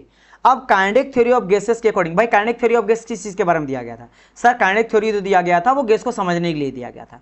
तो काइनेटिक थ्योरी की गैस का जो इक्वेशन है उसी का यूज करके अलग अलग लॉ दिया गया अलग अलग साइंटिस्ट के द्वारा। बोला कि एक काम करते हैं, हम भी थोड़ा एक्सपेरिमेंट करते हैं, हम भी थोड़ा पता लगाते हैं कि आखिर गैस का बिहेवियर कैसा होता है। इतना जो सब तामझाम बना दिया है, अप्रप्ट होता है, रैंडम होता है, स्टेटिक नहीं रहता, रुका हुआ नहीं रहता है। इस वजह से वही बात है कि अगर मान लो स्कूल में एक क्लासरूम में बच्चे हैं और 3 बैच में 3 बच्चे हैं, 3-3 करके हैं, एक में बिल्कुल शांत बैठा है, बिल्कुल आराम से देख ले पा रहे हैं क्या पहना क्या नहीं पहना, कौन सा कपड़ा पहना, क्या कलर है, कैसा हेयर स्टाइल है, हाथ में क्या है ना, सब चीज़, कौन सा स्पेक्स पहना है, गॉगल्स पहना है, क्या ड्रेस है, सब पता चल रहा है। एक ऐसे बच्चे थोड़ा बहुत इधर उधर घूम रहे हैं, थोड़ा टाइम लगा, लेकिन जब बैठे हैं तब मैं देख लिया। लेकिन एक ऐसे बच्चे हैं रूम में या ऐसा बेंच में बच्चे हैं जो इधर कोई इसके ऊपर कूद जा रहा, कोई उसके ऊपर कूद जा रहा, कोई उधर कूदा, कोई उधर भागा, उधर भागा, उसके बारे में स्टडी करना बड़ा डिफिकल्ट है। यही हाल है गैस का इसी तरह का है।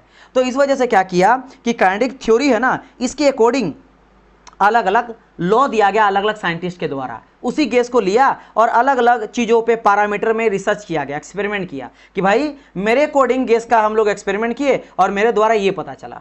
कोई फिर से रिसर्च किया, वो बोला मेरे द्वारा ये पता चला। और ये सब का सब याद रखना, ये किसका यूज करा, बार बार मैं क्यों बोल रहा हूँ काइनेटिक थ्योरी, क्योंकि ये सब का सब मेरा आपका आइडियल लॉ है। ये बहुत इंपॉर्टेंट है क्योंकि अभी तक हम लोग रियल गैस के बारे में बात नहीं किए। रियल गैस कौन सा, जो आपके आसपास है, this is the real gas. इसी को ही मान रहा आइडियल भी, लेकिन कुछ अजम्पशन मान के कर रहा है। समझ गए? हर एक चीज में आप देखोगे, आप फ्लूइड मैकेनिक्स पढ़ते हो तब भी अजम्पशन लिया जाता है, जब फूरियर लॉ पढ़ते तो अजम्पशन मानते हैं ना।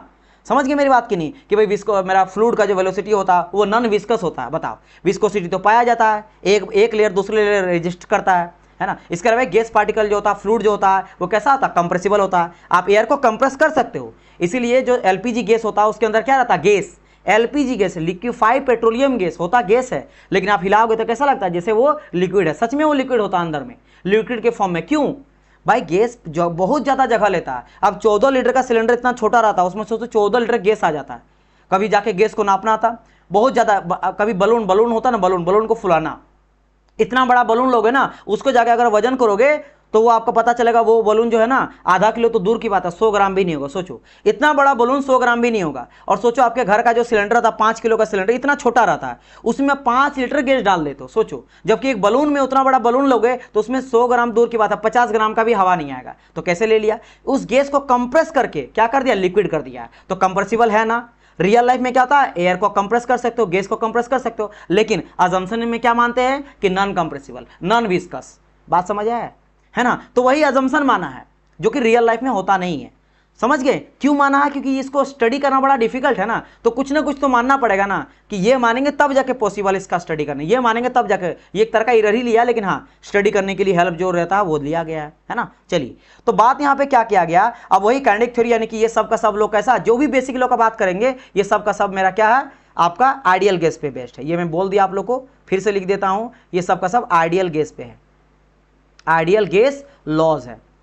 बेसिक लॉ क्यों, क्योंकि हम लोग अभी गैस को ही समझ रहे हैं, और 8-9 में ये सब पढ़े थे ना, वो गैस को ही समझने के लिए था, है ना।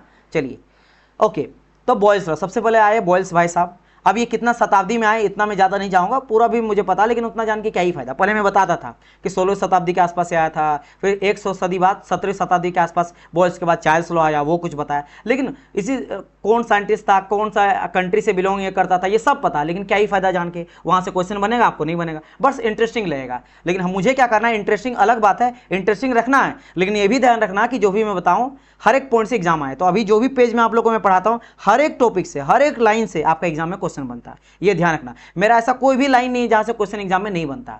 तो बॉयल्स लॉ आया सबसे पहले गैस को समझने के लिए। वो बोला कि अगर हम लोग क्या करते हैं, टेम्परेचर को कांस्टेंट रखते हैं, क्या करते हैं, टेम्परेचर को कांस्टेंट रखते हैं, और प्रेशर अगर बढ़ाते जाएंगे तो वॉल्यूम मेरा कम होगा। सिंपल।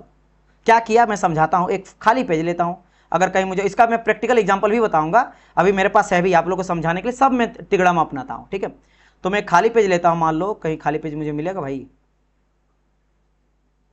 हाँ यहां देख लो। मान लो तो एक बड़ा सा रूम मेरा है, ठीक है, ये रूम है, और मैंने कहा कि if temperature is constant, T for temperature है, तापमान मेरा अगर मैं फिक्स रखता हूं, कांस्टेंट रखते इसको वेरी नहीं करता हूं, जो भी रूम का टेम्परेचर मान ले तो सपोज करो 20 डिग्री सेंटीग्रेड है, फिक्स है ना। तो ओके सर, फिक्स कर लिया। तो सर अगर मैं टेम्परेचर फिक्स रखता हूं, प्रेशर बढ़ाता हूं, मतलब कि प्रेशर कैसे बढ़ेगा, प्रेशर मैं ऐसे बढ़ाता हूं कि ये मेरा सिलेंडर है, क्या है मेरा, ये पिस्टन है, पिस्टन, ये मेरा है पिस्टन है, और ये मेरा सिलेंडर है।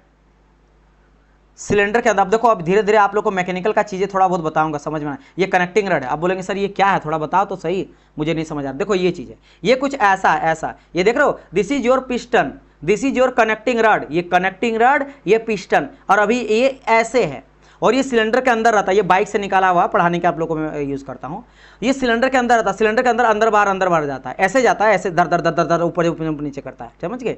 यही ऊपर नीचे करता है, जिसकी वजह से जो एयर पेट्रोल आता है इंजन के अंदर एयर पेट्रोल रहे या डीजल एयर रहे, उसको कंप्रेस करता था। कम आपका 4 स्ट्रोक होता ना, सक्शन में सक करता, पहले ये ऐसे सक करेगा तो नीचे जाएगा, तो एयर पेट्रोल अंदर आया, फिर कंप्रेशन, फिर एक्सपेंशन, और लास्ट में आपका मिलता क्या, एग्जॉस्ट स्ट्रोक, जिससे धुआं बाहर निकलता है साइलेंसर के थ्रू। खैर वो अलग बात है। लेकिन मान लो अभी रूम ऐसा है और अभी क्या, अभी समझ लो ये पूरा में गैस पार्टिकल है। क्या है, गैस पार्टिकल ऐसे है, समझना, ये क्या है मेरा गैस पार्टिकल। ओके सर, ये मेरा वॉल्यूम है, अभी क्या है मेरा वॉल्यूम है। अच्छा, अब मैं क्या करता हूँ, धीरे धीरे इसको सिलेंडर को दबाते जाता हूँ, दबाते जाता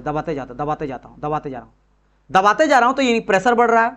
तो अभी मान लो सिलेंडर जो यहाँ था, ये सिलेंडर कहीं कहाँ चला, ये यहाँ से लेकर यहाँ तक आ जाएगा, इस जगह पे सिलेंडर आ गया। और जिसको मैं पकड़ा हूँ, कनेक्टिंग रड को पकड़ के, मान लो कनेक्टिंग रड ये लंबा जा जाएगा, यहाँ तक आ गया। ये पहला पोजीशन पे था, अब सेकंड पोजीशन पे आ गया। अब बताओ एक चीज़ मेरे को बताओ, जो गैस पार्टिकल था जो यहाँ तक पूरा फैला हुआ था, अब पूरा सामने सामने आ जाएगा कि नहीं आ जाएगा? बिल्कुल आ जाएगा ना। यानी अब थोड़ा सा गैस पार्टिकल सामने सामने ज़्यादा आ जाएगा। क्या आ जाएगा? ज़्यादा सामने आ जाएगा, क्योंकि इतना ही जगह पे अब रहना है गैस पार्टिकल को। अब मैं क्या करता हूँ, थोड़ा और दबाता हूँ, बिल्कुल एकदम सटा देता हूँ, इतना थोड़ा जगह पे सारा का सारा गैस पार्टिकल आ जाएगा। मतलब जो अब सिलेंडर है, अब मान लो सिलेंडर जो है ना यहाँ पे आ गया, किस जगह पे आ गया, एक सेकंड। अब कहीं मान लो ये जो सिलेंडर है वो बिल्कुल आके सट चुका है, इस जगह पे सिलेंडर आ गया, इस जगह पे सिलेंडर आ आपका, सॉरी पिस्टन आ गया, पिस्टन यहाँ पे आ गया है। अब यानी अब गैस पार्टिकल क्या होगा, पूरा दब गया होगा, पूरा एक के ऊपर एक चढ़ गया होगा। ऐसा आप यहाँ पे क्या किए, धीरे धीरे वॉल्यूम घटा कि नहीं? बिल्कुल घटा। कब? जब प्रेशर बढ़ाते गए। जैसे जैसे आपने प्रेशर बढ़ाया, जैसे जैसे प्रेशर बढ़ाते गए, दबाते गए, वैसे वैसे वॉल्यूम जो है, एक सेकंड, प्रेशर बढ़ेगा, जैसे जैसे, एक सेकंड, जैसे जैसे मेरा प्रेशर बढ़ा, वॉल्यूम मेरा घटते चला गया। लेकिन क्या टेम्परेचर बढ़ रहा था? नहीं सर, रूम का टेम्परेचर तो आपने फिक्स रख लिया था 20 डिग्री सेंटीग्रेड पे, समझ गए। अब यही एक्सपेरिमेंट मैं कर सकता हूँ। और क्या, अब मैं मान लेता हूँ फिर से रूम लिया और इस बारी मैं फिर से नया एक्सपेरिमेंट करता हूँ, है ना, नया एक्सपेरिमेंट करता हूँ। मान लेता हूँ ऐसे करता हूँ कि सर जब मैं 20 डिग्री टेम्परेचर पे फिक्स कर लिया था, कांस्टेंट टेम्परेचर को फिक्स कर लिया था, तो सर मैं जब प्रेशर इतना बढ़ाया, समथिंग जो भी बढ़ाई यूनिट, तो मेरा वॉल्यूम जो है, आपका प्रेशर जब बढ़ाया तो वॉल्यूम इतना घटा, है ना। जब मैं इतना फिर प्रेशर बढ़ाया तो वॉल्यूम फिर इतना घटा, जो भी डाटा आया। ये एक पहला एक्सपेरिमेंट हुआ। दूसरा एक्सपेरिमेंट में क्या करेंगे, फिर से वही रूम लेंगे, लेकिन रूम को थोड़ा और गर्म कर देंगे, लेकिन फिर फिक्स करेंगे। फिर मैं फिक्स कर दिया टेम्परेचर को, इस बार में 60 डिग्री से टेम्परेचर ले लिया। फिर से मैं जैसे जैसे प्रेशर बढ़ाते जा रहा हूँ, मान लो इनिशियल में पहला में केस में प्रेशर थोड़ा बढ़ाया तो वॉल्यूम थोड़ा सा क्या हुआ, कम हुआ। फिर मैं सेकंड टाइम में थोड़ा और पिस्टन को दबाया तो पिस्टन मेरा प्रेशर और बढ़ा तो वॉल्यूम थोड़ा और घटा। फिर थर्ड टाइम में प्रेशर मैंने और बढ़ा दिया, जिसकी वजह से वॉल्यूम मेरा और घटा। समझ गए? यानी आपको ये समझ आया कि सर इसका मतलब ये नहीं कि टेम्परेचर वेरी कर रहा है, ये अलग अलग एक्सपेरिमेंट है। पहला 20 डिग्री लेके प्रेशर बढ़ाया, वॉल्यूम घटा, फिर बढ़ाया, तो पहला पॉइंट, दूसरा पॉइंट, तीसरा पॉइंट, मान लो 10 प्रेशर, 20 प्रेशर, 30 प्रेशर, 40 प्रेशर, और जो वॉल्यूम का चेंज है वो लिख लिया। सेकंड में क्या कि फिर से एक नया रूम लिया, उसका टेम्परेचर बढ़ा दिए। हम लोग ये देखना चाह रहे हैं कि अलग अलग टेम्परेचर में प्रेशर और वॉल्यूम का क्या आपका आ रहा है रिलेशन। तो इससे ये पता चला, क्या पता चला कि इफ, अब स्टेटमेंट बता देता हूं, अगर इतना समझ गए होंगे तो रियल लाइफ एग्जांपल भी समझाऊंगा, डोंट वरी। तो क्या समझे यहाँ पे कि if at a constant temperature of gas, अगर गैस का, किस गैस का, आइडियल गैस का, बार बार मैं समझा रहा हूं, बार बार लिख दे रहा हूं कि this is an ideal law, है ना। एट कांस्टेंट टेम्परेचर, यानी टेम्परेचर जब कांस्टेंट रहेगा तो मेरा volume of gas is inversely proportional to pressure of the gas. अच्छा, इनवर्सली का मतलब क्या होता है? देखो, डायरेक्टली इनवर्सली का अंतर बस ये होता है कि डायरेक्टली का मतलब कि डायरेक्टली मतलब ये बढ़ा, ये भी बढ़ा, ये बढ़ा तो ये भी बढ़ा, और इनवर्सली का मतलब एक घटा तो दूसरा घटा, और एक घटा तो दूसरा घटा, दो, एक घटेगा दूसरा घटा। अच्छा, इनवर्सली समझ गए ना। डायरेक्टली का मतलब, सॉरी मैं उल्टा बता दिया क्या, देखो डायरेक्टली मतलब अगर एक बढ़ा दूसरा भी बढ़ा, अगर घटा तो ये भी घटा, और इनवर्सली का मतलब होता है एक अगर बढ़ रहा तो दूसरा घट रहा, एक अगर बढ़ रहा तो दूसरा घट रहा, ये होता है इनवर्सली। इनवर्सली मतलब उल्टा, आसान भाषा में उल्टा, अल्टा लिख दे रहा हूं क्या, उल्टा, मतलब एक बिल्कुल अपोजिट नहीं होता। एक फ्रेंड होता है, जैसे कई पार्टनर होते हैं, कभी फ्रेंड्स होते हैं, एक फ्रेंड बोलेगा भाई चलना घर, अरे यार अभी तुम या फिर से रोना स्टार्ट कर दिया, चलना अभी पार्टी करेंगे रात को, है ना। तो होता ना किसी का लाइफ से कुछ नहीं चाहिए, बस मौज मस्ती करना, और फिर जब हो जाता 30 ईयर 35 ईयर 40 ईयर, फिर लाइफ में पछताता कि बड़े मैंने गलती करा। और वही बच्चा जो बोलता नहीं यार तुम जाओ मैं घर जाऊँगा, अरे देखो ये देखो बिल्कुल डरपोक है ना, घर में मम्माज बॉय है, जो भी है, लेकिन वही बच्चा भी जब जॉब ले लेता ना तो पछताता कि देखो यार सही समय को यूटिलाइज़ किया, मैं उड़ रहा था हवा में, अभी फुस हो गया, है ना। 4 साल वो मेहनत किया, अब 40 साल वो मजे करेगा, मैं 4 साल मजा किया, अब 40 साल में भुगतूंगा। तो ये उल्टा वाला वही वाला है। ये कैसा बोलेगा कि अगर तुम टेम्परेचर को कांस्टेंट रखते हो तो आपस में दोनों ना बिल्कुल अपोजिट बिहेवियर करेगा, एक बढ़ेगा तो दूसरा घटेगा, या दूसरा अगर घटेगा तो पहला आपका बढ़ेगा। अगर प्रेशर को बढ़ा रहे हो तो वॉल्यूम घटेगा, या वॉल्यूम को बढ़ा रहे हो तो प्रेशर आपका घटेगा। लेकिन ये कैसा दिया गया? By law. बाय लॉ बोले तो आइडियल, बाय लॉ दिया गया, यानी थ्योरेटिकल लॉ, एक्सपेरिमेंटल नहीं है। एक्सपेरिमेंटल वाला रियल होगा, एक्सपेरिमेंटल वाला रियल होगा। दिस इज नॉट रियल, बाय बार बार बोल रहा, दिस इज आइडियल। आइडियल बोले तो थ्योरेटिकल, बस ये थ्योरी, एक्सपेरिमेंट नहीं हुआ है, इसलिए लॉ वो कहा गया। लॉ एक होता नियम, लेकिन जब उसको करोगे तो लॉ के जगह में लिखाएगा यहाँ पे एक्सपेरिमेंट। लॉ के जगह में क्या दिखाएगा? एक्सपेरिमेंट। और थ्योरेटिकल के जगह में क्या हो जाएगा? वो रियल हो जाएगा। जब एक्सपेरिमेंट करेंगे तब रियल होगा, है ना, रियल होगा। ठीक है। अब इसी को अगर मैं कोई बोलेगा सर ये न्यूमेरिकल वगैरह में पूछा जाता है क्या? हाँ, अगर न्यूमेरिकल में पूछेगा इस तरह से पूछेगा। अब इसको मैं काम करता हूँ, थोड़ा सा लिख के आपको दिखाता हूँ मैथमेटिकल तरीका से। क्या आया? V is inversely proportional to pressure when temperature remain constant, वो छोड़ दो। आया। आपको ये पता है ना कि दुनिया में कोई भी चीज़ अगर प्रोपोर्शनल रहेगा और उसको हटाओगे तो एक कांस्टेंट जुड़ता है। जैसे मान लो A is directly proportional to B, अब इस प्रोपोर्शनल को अगर मैं हटाऊंगा ना तो एक कांस्टेंट आके जुड़ ही जाता है, हमेशा देखे होंगे। जैसे अगर मैं A बोल दिया इज इक्वल टू, तो कुछ ना कुछ यहाँ पे कांस्टेंट जुड़ जाएगा। मान लो यहाँ पे इस तरह से जुड़ गया कुछ, है ना, लैम्डा जुड़ गया B, तो ये हो गया एक तरह का कांस्टेंट। कभी भी आप प्रोपोर्शनल को हटाते हो तो एक कांस्टेंट आके जुड़ता है, एक आके क्या जुड़ेगा? कांस्टेंट जुड़ेगा। सेम चीज यहाँ पे भी होगा। अगर इसको इज इक्वल टू करेंगे, प्रोपोर्शनल हटाए तो कांस्टेंट आके जुड़ा, तो कांस्टेंट अपॉन आ गया P। अब P को उधर ले जाता हूं थोड़ा अच्छा से दिखाने के लिए, तो क्या आ गया? P भी इक्वल टू कांस्टेंट। तो P भी इक्वल टू कांस्टेंट, तो क्या आ गया? P भी इक्वल टू कांस्टेंट। अब चीज बताओ मेरे को, अगर कोई गैस है, अगर गैस है वो रखा पड़ा कहीं पे रखा हुआ है, तो उसका कुछ ना कुछ तो प्रेशर होगा, कुछ ना कुछ तो वॉल्यूम होगा। यानी कि ये किसके लिए कहा गया? एक पर्टिकुलर स्टेट के लिए कहा गया। अच्छा, स्टेट मतलब sir there is no change during, वो उसमें उस समय पे कोई चेंज उसमें नहीं आ रहा, फिक्स्ड है, मतलब बस रखा हुआ है। लेकिन अगर सर कोई प्रोसेस करेंगे, जैसे मैं सर उसको प्रेशर अप्लाई करूंगा, तो प्रेशर अप्लाई करूंगा तो वॉल्यूम घटेगा, प्रेशर बढ़ाऊंगा तो वॉल्यूम घटते चला जाएगा। जैसे देखो ना, मेरे पास एक सिरिंज है, अगर मैं इसे जैसे से प्रेशर बढ़ाते जा रहा हूं, देखो प्रेशर बढ़ा, अभी मान लो इतना गैस है, मैं इसे दबाया, प्रेशर दबाना पड़ रहा, तो देखो वॉल्यूम घट गया ना, और दबाया वॉल्यूम और घटाना, और दबाया वॉल्यूम घट रहा ना, तो प्रेशर अप्लाई हो रहा तो वॉल्यूम तो घट रहा ना, बिल्कुल बढ़ रहा, मेरा घट रहा है सर, ऑब्वियसली बात है। और बोलेंगे सर कैसे प्रेशर बढ़ रहा है, कैसे फील होगा? तो एक काम करना, कभी सिरिंज लेना कहीं से अगर मिल जाए और यहाँ दबा देना, क्योंकि इसके अंदर एयर है ना, दबा देना और ऐसे करके दबाना। देखोगे शुरू में तो ईजी लगेगा, लेकिन एक टाइम के बाद ना दबाने में आपका हालत खराब हो जाएगा। देखो एक लिमिट के बाद ना ये जाएगा ही नहीं, एक लिमिट के बाद कितनों दबाओगे ये जाएगा ही नहीं। और जैसे मैं छोड़ूंगा, देखना एक आवाज करेगा, मैं स्पीकर के बाद दिखाता हूं, अगर शायद ये दिखे तो, है ना, देखो एक आवाज, फट सा आवाज आया ना, क्यों पता है?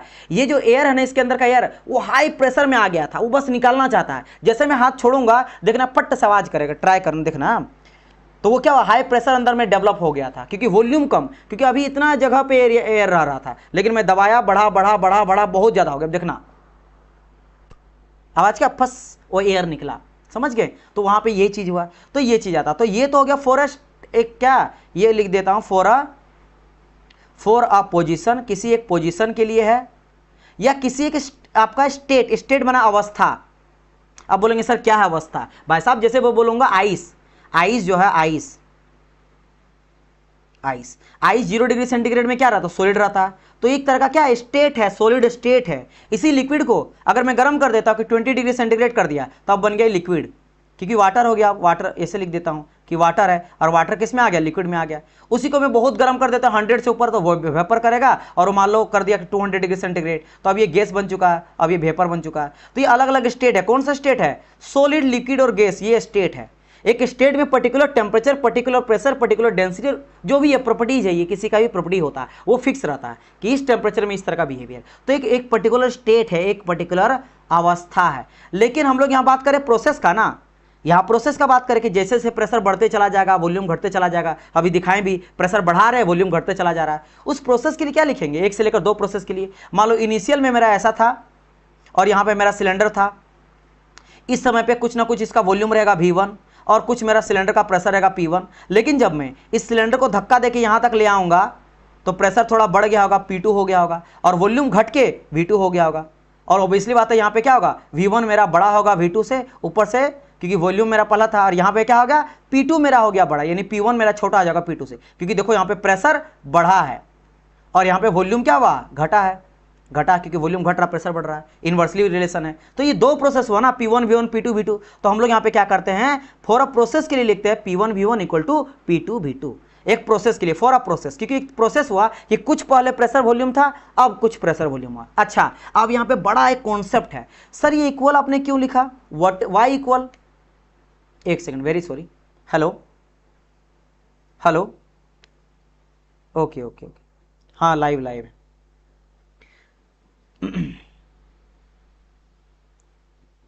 एक सेकंड, ठीक है। तो मैं बोला ये इक्वल क्यों हुआ सर, आप बोलेंगे सर क्यों हुआ, नहीं समझ आया। एक चीज बताओ, जब मैं आपको थर्मोडायनेमिक्स पढ़ाना स्टार्ट किया था तो मैं कुछ चीज बताया था, क्या बताया था सर, मैं याद नहीं कर रहा हूं। मैंने एक चीज बताया था, अगर आप नहीं याद किए होंगे तो मैं फिर से बताता हूं, कनेक्ट करते चलता हूं।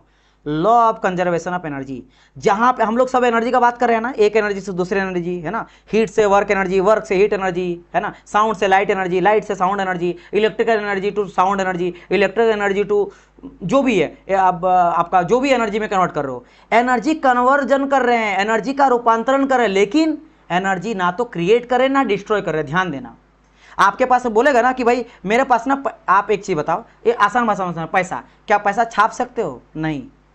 और क्या पैसा कोई जला सकेगा, जलेगा तो उसे घाटा कभी नहीं, इतना मेहनत करता आदमी पैसे के लिए। पैसा आप क्रिएट नहीं कर सकते, कितना अमीर बन जाओ, कितना लखपति बन जाओगे, करोड़पति बन जाओगे, बिजनेसमैन बन जाओगे, आप पैसा छापने का अधिकार आपको नहीं है। आप केवल पैसा से रूपांतरित, पैसा दोगे तो आपको संपत्ति मिला, तो लगता है कि देखो यार उसके पास बहुत पैसा आ गया, तो आपको क्या लग रहा है कि अचानक पैसा देश में बढ़ गया। भाई इंडिया में जितना पैसा पहले भी था अभी भी पैसा उतना ही है, जितना रिजर्व बैंक ऑफ इंडिया छाप रही है पहले भी उतनी छापती थी, अभी भी। बस आप अमीर हो गए क्योंकि आप कमाना सीख गए, आप अपना जो भी हुनर है, आपको क्या मिला, संसार जो है, आपको जो भी जीवन ये मिला है, हम लोग को एक बॉडी मिला है, हम जितना मेहनत करेंगे, जितना तरक्की करेंगे, उतना हमारे पास पैसा आएगा। क्योंकि मैं जो मेरे अंदर का जो एनर्जी है वो लोगों को बांट रहा हूँ, मैं आप लोग को पढ़ा रहा हूँ, है ना। अब आप लोग अच्छे पढ़ोगे, आप लोग कल जॉब लोगे, आप मेरा तारीफ करोगे, तो भाई अलग इंस्टीट्यूट वाले बोलेंगे सर आइए, उस पे फिर मैं बढ़ा दूंगा, अब इतना ले रहा था मैं 3 गुना फीस कर दूंगा, अपना 4 गुना फीस कर दूंगा।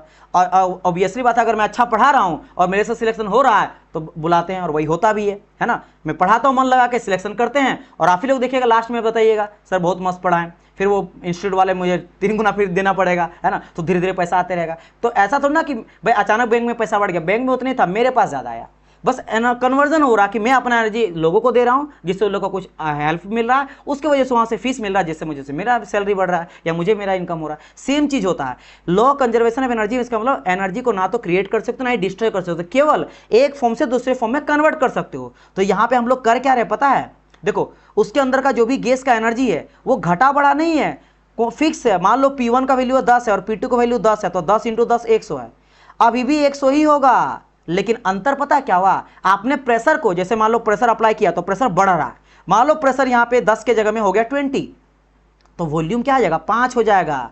ये P2 है, ये V2 है, वॉल्यूम इस बार घट गया लेकिन प्रेशर बढ़ गया, लेकिन है वैल्यू यहाँ भी अभी भी कितना, 100 ही आएगा, और वहां भी 100 ही होगा। There is no loss of energy, और ला तो लॉस होगा एनर्जी का, नहीं क्रिएट होगा, बस ट्रांसफर होगा, इस वजह से इक्वल होगा। सब में ये चीज देखने मिलेगा, पूरा थर्मो रहे, HT रहे, हर जगह पे एनर्जी, दुनिया में कोई एनर्जी है ही नहीं जो क्रिएट होता है ना आपका ही होता, बस कन्वर्ट करते हैं हम। वही पेट्रोल डाले उससे एनर्जी मिला, एक आपने कुछ दिया तब जाकर कुछ मिलेगा, है ना। और मैं आपको फर्स्ट लॉ पढ़ाऊंगा, अगर ऐसा कोई इंजन बन गया उसको कहा जाता PMM1, किसी किसी को पता होगा, जिसको कहा जाता perpetual motion machine of first kind.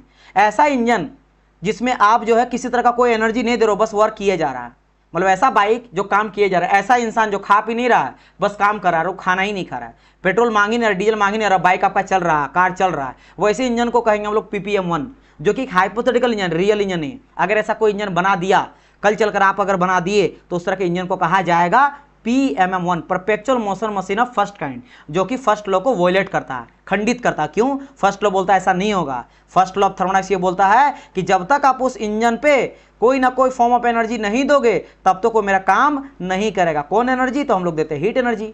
Fuel में केमिकल एनर्जी रहता है, वो जलता है तो हीट एनर्जी मिलता है, तब जाके वर्क मिलता है। तो ये वाली बात है, इस वजह से यहाँ पे इक्वल है, इस वजह से यहाँ पे इक्वल है। ठीक, यहां तक समझ गए? चलिए ये समझ आया। अच्छा सर, ये जो भी आपने बताया इसका रियल लाइफ एग्जांपल कहीं है? एक तो मैंने आपको सिरिंज वाला बता दिया, दूसरा देखो आप कभी भी कैन वगैरह से आप अगर कोल्ड ड्रिंक पिए होंगे या परफ्यूम वगैरह में क्या करते हो, बेसिकली कैन के अंदर जो रहता है वो हाई प्रेशर में रहता है। आप जैसे दबाए एक तो उसके अंदर का समझना मेरी बात, एक तो बेचारा इस छोटे से बोतल के अंदर हाई प्रेशर में रख देता है, क्या परफ्यूम वगैरह भर के रख दिया है ना, हाई प्रेशर, ऊपर से और दबा रहे हो तो समझ लो कितना स्पीडली निकलता। वो अंदर में रहता पानी, आप ये समझना मेरी बात, पानी है, वाटर है, वाटर, मैंने पानी नहीं है, आई मीन मैं लिक्विड लिखना चाह रहा था, वाटर ही लिख दिया, आई मीन ये लिक्विड फॉर्म में है। सोचो कि वो लिक्विड फॉर्म में है, कितना जोर से आप प्रेस करते हो कि फव्वारा के फॉर्म में निकलता है। अभी पानी का भी ध्यान दियो, वाटर आपने लेते हो, वाटर को ऐसे छिड़कोगे तब वो ड्रॉपलेट के फॉर्म में जाता है। आप बहुत हाईली स्पीड में छिड़कते हो ना, तो दूर जब जाएगा ना तब वो ड्रॉपलेट के फॉर्म में छोटा छोटा ड्रॉप बनता है। सोचो कितना महीन, उससे भी जब ये जो निकलता है देख रहे हो ना, ये व्हाइट कलर का है, ये क्या है, ये सारा ड्रॉपलेट है, कितना महीन ड्रॉपलेट है। क्यों? Due to high pressure. इतना हाई प्रेशर लगाता, जैसे यहाँ पे प्रेशर मैंने अप्लाई किया, क्या मैंने करा, प्रेशर यहाँ पे अप्लाई किया तो वॉल्यूम घटा, बाहर निकलेगा तो वॉल्यूम तो घट रहा ना, वो उसी पे काम करता है। तो ये आला बेस जो है वो बॉयल्स लॉ में ही आपका रहता है। सेम चीज इसका भी एग्जांपल है। तो रियल लाइफ हो गया। अब बात करते हैं क्या, अब चलिए एक चीज देखते हैं। अब हम लोग रियल गैस के बारे में समझते हैं। अभी रियल गैस पूरा नहीं समझाऊंगा, थोड़ा समझाऊंगा। अच्छा, ये जो है ना एनिमेशन, ये जो फिगर है ये कुछ नहीं है डियर। देखो यहाँ पे टेम्परेचर आपका, अगर आप देखो ध्यान से, टेम्परेचर फिक्स है, टेम्परेचर यहाँ पे है 300 डिग्री सेंटीग्रेड T1, और यहाँ पे भी देखोगे 300 ही है। टेम्परेचर कितना दिख रहा है, 300 डिग्री सेंटीग्रेड ही, there is no change in temperature. But pressure देखो, प्रेशर 1 बार है, यहाँ पे प्रेशर कितना मेरा 1 बार है, और यहाँ पे प्रेशर हो चुका 2 बार। प्रेशर कितना हो जाएगा, P2 इक्वल टू 2 बार हो चुका है। तो प्रेशर देखो, प्रेशर बढ़ा है, अगर प्रेशर बढ़ेगा तो वॉल्यूम घटेगा। देखो वॉल्यूम यहाँ पे कितना 4 है, 4 मीटर क्यूब मान लो वॉल्यूम है V1 इक्वल टू, यहाँ पे देखो वॉल्यूम घट के कितना हो गया, V2 equal to 2 metre cube हो गया। देखो वॉल्यूम घटा है, प्रेशर बढ़ा है, but temperature remain constant. This is called your Boyle's law. अब now the point is, sir what is the, ये तो हो गया सर आइडियल। आप बार बार बोले आइडियल गैस इक्वेशन से बना है ना। एक्सपेरिमेंट करेंगे तो क्या होगा सर, रियल गैस में क्या अंतर होगा, और कोई अंतर होगा भी नहीं, अंतर होगा। तो अब देखो यहाँ पे समझा रहा हूं, पहले ये समझना कि ये डॉट वाला जो है ना, ये वाला, ये जो सर्कल में आपको दिखा रेड कलर का, ये आपका है रियल, नहीं पहले आइडियल दिखाता हूं। ये वाला डॉट डॉट करके दिखाया गया ना, डॉट वाला, एक सेकंड ब्लैक कलर दिखाऊं, ये आइडियल का है, ये आइडियल वाला का है, ये आइडियल का, ये ग्राफ बनाया। अच्छा, यहाँ पे कोई बेसिक बच्चे होंगे वो बोलेंगे सर पीवी पे ही क्यों बनाए। अरे भाई, जब प्रेशर वॉल्यूम पे ही चेंज आएगा, टेम्परेचर तो कांस्टेंट है। अभी मैंने क्या बताया, ये बोलता है यहाँ पे सिंपल बात कि volume is inversely proportional to pressure when temperature remain constant. खेल तो 3 चीज में हो रहा, एक तो टेम्परेचर पे, एक प्रेशर पे, वॉल्यूम में। टेम्परेचर तो हो गया फिक्स, तो टेम्परेचर को कोई लेना देना है नहीं। किस पे लेना देना है, या तो वॉल्यूम पे और एक प्रेशर पे। वॉल्यूम प्रेशर दोनों पे ही लेना देना है, बिल्कुल। तो एक वॉल्यूम का एक प्रेशर का ग्राफ मैंने बना दिया, ठीक है सर। अच्छा, अब सर ये क्या, ये ग्राफ जो ब्लैक कलर का बनाए, क्या ये इसको फॉलो कर भी रहा है या नहीं कर रहा। चलिए बात कर लेते हैं, अलग अलग पॉइंट ले लेता हूं। मान लो मैं प्रेशर यहाँ पे रखता हूँ समथिंग P1, तो P1 प्रेशर, मतलब प्रेशर बढ़ा रहा हूं, तो वॉल्यूम क्या घटेगा। तो कुछ भी वॉल्यूम मान लो V1 रहेगा, उस समय पे आएगा V1 वॉल्यूम रहेगा। पहला पॉइंट पे जब P1 रहेगा प्रेशर, तो वॉल्यूम आएगा V1, ठीक है। तो मैं इस तरह का एक पॉइंट ले लेता हूं। यहाँ पे मान लेते ये आ गया मेरा P1, इस जगह पे भी नीचे आ जाएगा क्या मेरा V1 आ रहा है, ठीक है सर। ये अभी आया सर P1 और V1, ओके सर, ठीक है। अब मैं क्या करूंगा सर, धीरे धीरे प्रेशर, अच्छा एक सेकंड, प्रेशर बढ़ाऊंगा ना, प्रेशर बढ़ाऊंगा तो नीचे से ऊपर ले जाना पड़ेगा, ठीक है। ये फिर से ले लेता हूं एक बार। देखो एक बार समझाने में टाइप लगेगा मुझे, धीरे धीरे फिर इजी लग जाएगा। मान लो नीचे से लेता, हाई प्रेशर लो प्रेशर से लेता हूं, ठीक है। प्रेशर अभी यहाँ पे है P1 और वॉल्यूम मेरा है V1, ठीक है। तो प्रेशर ये है। अब मैं प्रेशर बढ़ाता हूं तो प्रेशर हो गया यहाँ पे P2, तो प्रेशर बढ़ा ना, देखो ऊपर गया, प्रेशर बढ़ रहा है, ठीक है। अब देखो यहाँ पे है, ठीक है, यहाँ पे है, तो वॉल्यूम देखो ऑटोमेटिकली घट गया, घटा कि नहीं V2, देखो वॉल्यूम घट रहा है, नीचे कॉन्ट्रैक्ट होते हुए जा रहा है, तो वॉल्यूम घट गया, ठीक है। और प्रेशर बढ़ा दो, अब आ गया मान लो P3 प्रेशर, अब नीचे आ जाएगा ना, ये देखो यहाँ आ गया, यानी कि V3, तो V3 और वॉल्यूम घट रहा है। तो आप बोलेंगे हाँ सर बिल्कुल आप सही बोल रहे हो, जैसे जैसे प्रेशर बढ़ रहा है वैसे वैसे वॉल्यूम घट रहा है। और टेम्परेचर फिक्स है, देखो टेम्परेचर कांस्टेंट है, T1 है पूरा का पूरा, मतलब चाहे P1 रहे, P2 रहे, P3 रहे, V1 रहे, V2 रहे, हर जगह पे टेम्परेचर आपका T ही था। यहाँ भी T1 था, मान लो T1 अगर है, यहाँ भी T1, यहाँ भी T1, यहाँ भी T1, बात समझ में आया। मतलब T1 टेम्परेचर है, वहाँ पे हो गया P1 और V1, फिर T1 ही टेम्परेचर है लेकिन हो गया P2 V2, फिर T1 ही टेम्परेचर लेकिन हो गया P3 T3। देखो वॉल्यूम प्रेशर चेंज हो रहा है लेकिन टेम्परेचर कांस्टेंट है, ठीक है। अच्छा, तो ये तो हो गया सर किसका, तो सर ये तो हो गया मेरा आइडियल का। दिस इज फॉर आइडियल, क्योंकि बिल्कुल आइडियल जैसा फॉलो किया कि नहीं, यही तो मेरा आइडियल गैस इक्वेशन था, आइडियल बॉयल्स लॉ था, बिल्कुल फॉलो कर रहा, बिल्कुल सर ये मेरा फॉलो कर रहा है आइडियल। अब अगर मैं बात करूंगा रियल का, रियल का कैसा बिहेवियर होता है, देखो अगर मैं रियल का ड्रॉ करता हूं, ये डॉट वाला रियल है, ये जो अभी ब्लैक कलर का दिखा रहा हूं, ये है रियल, ये है real, this is the real gas. बोले सर ये रियल गैस का कैसा बिहेवियर है? मतलब सर रियल गैस आप ये बोलना चाह रहे हो कि इसका वॉल्यूम देखो, वॉल्यूम एक तरह का फिक्स है और देखो प्रेशर घटते जा रहा है, घटते जा रहा है, घटते जा रहा है, या फिर मान लो प्रेशर बढ़ाते जा रहा है, P1 P2 P3 P4 P5 P6 P7, pressure बढ़ा रहे प्रेशर बढ़ते जा रहा है, लेकिन सर वॉल्यूम तो फिक्स ही रह रहा, कांस्टेंट ही है। बिल्कुल ये है रियल गैस का। लेकिन रियल गैस क्या होता है, जब बहुत लो टेम्परेचर में आप आ जाओगे ना, लो प्रेशर सॉरी, जब आपका प्रेशर बहुत लो आ जाएगा तब थर्ड से आपका प्रेशर बढ़ जाएगा, अचानक प्रेशर पूरा बढ़ के यहां जाएगा। तो बोलेंगे सर इसका मतलब तो ये हुआ ना कि आइडियल गैस और रियल गैस में कोई अंतर है ही नहीं। बिल्कुल सही बात है, बोथ आर डिफरेंट। तो सर क्या करेंगे, कुछ और बताइए। तो एक्सपेरिमेंट हम लोग फिर से करेंगे। तो ये रूम के लिए मैंने टेम्परेचर जो भी T1 माना था, जो कि लो टेम्परेचर था, अब टेम्परेचर थोड़ा बढ़ा के फिर कांस्टेंट कर दूंगा। अब मैं लिया हूं T2 टेम्परेचर, मान लेता T2 टेम्परेचर जो भी लिए हैं, इसमें फिर से लूंगा मैं P1, फिर लो आएगा V1, फिर P2 बना, प्रेशर जैसे जैसे बढ़ाते जाएंगे वॉल्यूम आपका घटते चला जाएगा, V2, फिर P3 लिया, प्रेशर बढ़ाया, फिर V3 आया, वॉल्यूम घटा, फिर P4 लिया, वॉल्यूम बढ़ा, है ना, प्रेशर बढ़ा, फिर वॉल्यूम आपका घटेगा, ऐसे करते हैं। लेकिन कांस्टेंट हमेशा रहेगा, टेम्परेचर हमेशा कांस्टेंट रहेगा, temperature, these all temperature are constant.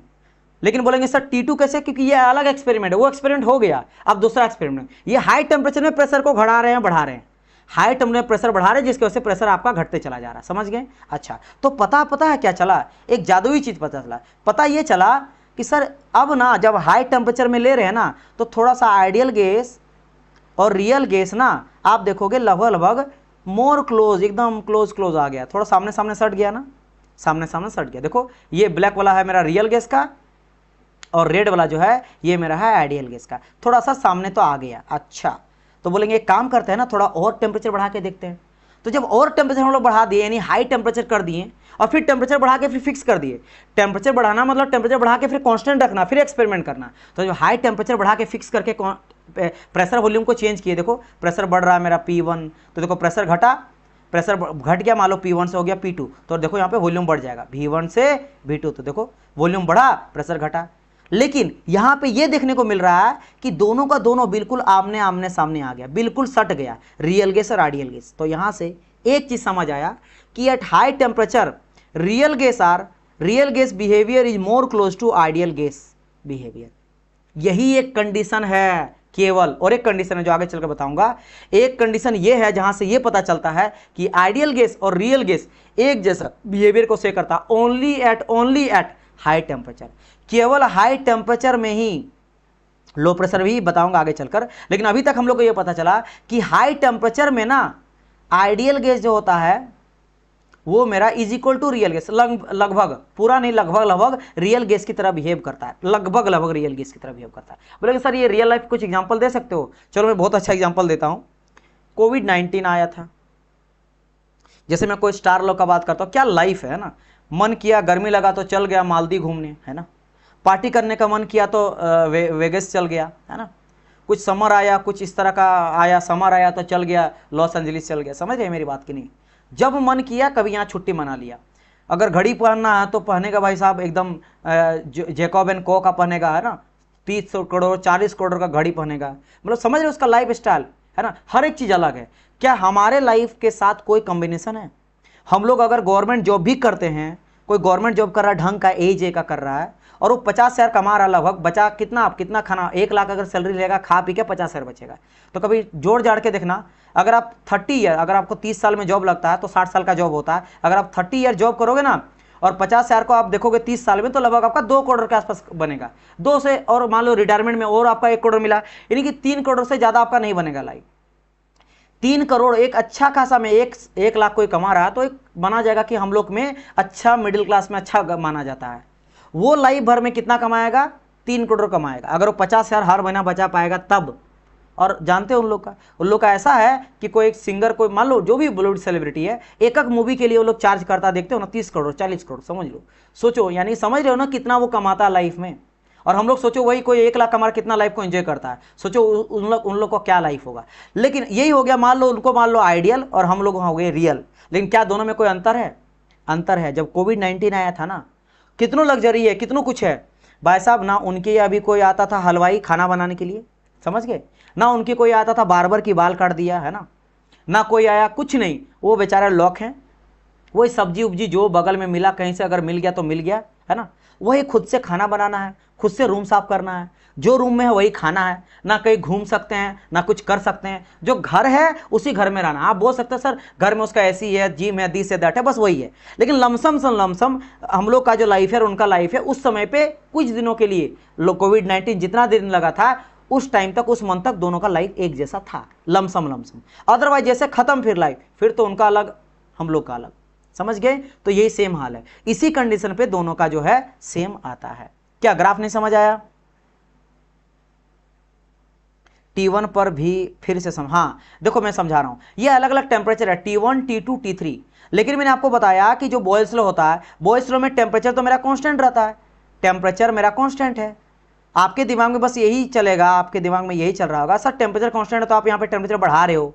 बढ़ा नहीं रहा हूं मैं, अलग अलग एक्सपेरिमेंट कर रहा हूं डियर। मैं समझाता हूं। यहाँ पे देखो मैंने क्या किया ना, एक मैं इस तरह लिया, एक रूम लिया, एक 2 रूम लिया, इस तरह से कोई आपका सिलेंडर जैसा है, ये 3 लिया, ठीक है। इसका टेम्परेचर मान लो, इस रूम का टेम्परेचर है मेरा 20 डिग्री सेंटीग्रेड, इसका टेम्परेचर है मेरा 60 डिग्री सेंटीग्रेड और इसका टेम्परेचर है 120 डिग्री सेंटीग्रेड, ठीक है। क्योंकि गैस रहेगा तो टेम्परेचर तो मुझे ज़्यादा ही लेना पड़ेगा। मान लो 120 है, 160 है और ये आपको 420 है, ऐसा कुछ नहीं लेता हूँ। तो ये हो गया T1, ये हो गया T2, ये हो गया T3। धीरे धीरे टेम्परेचर क्या हो रहा है, बढ़ते हुए जा रहा है, मानते हो? ठीक है।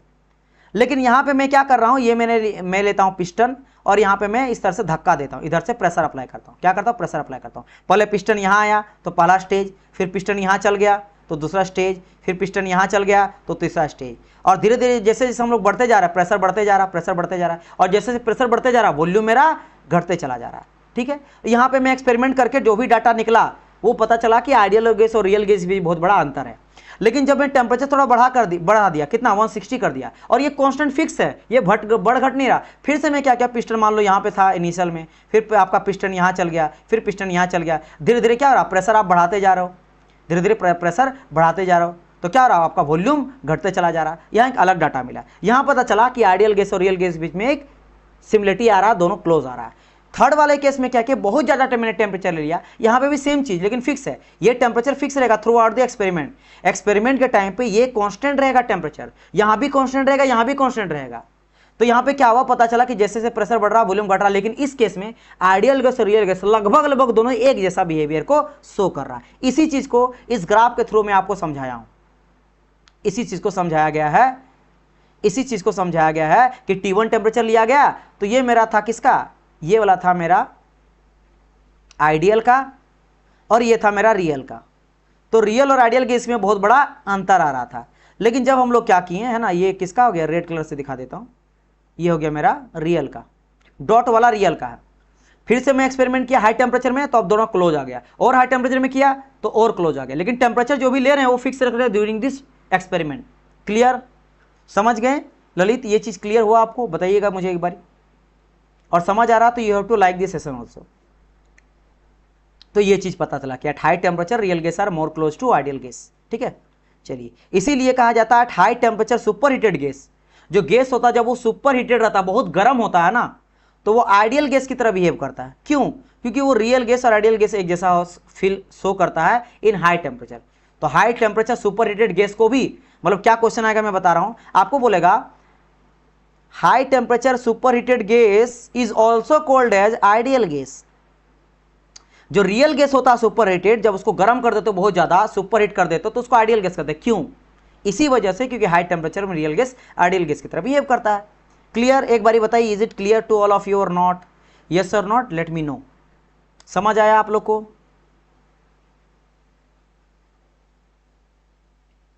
समझ आया आपको?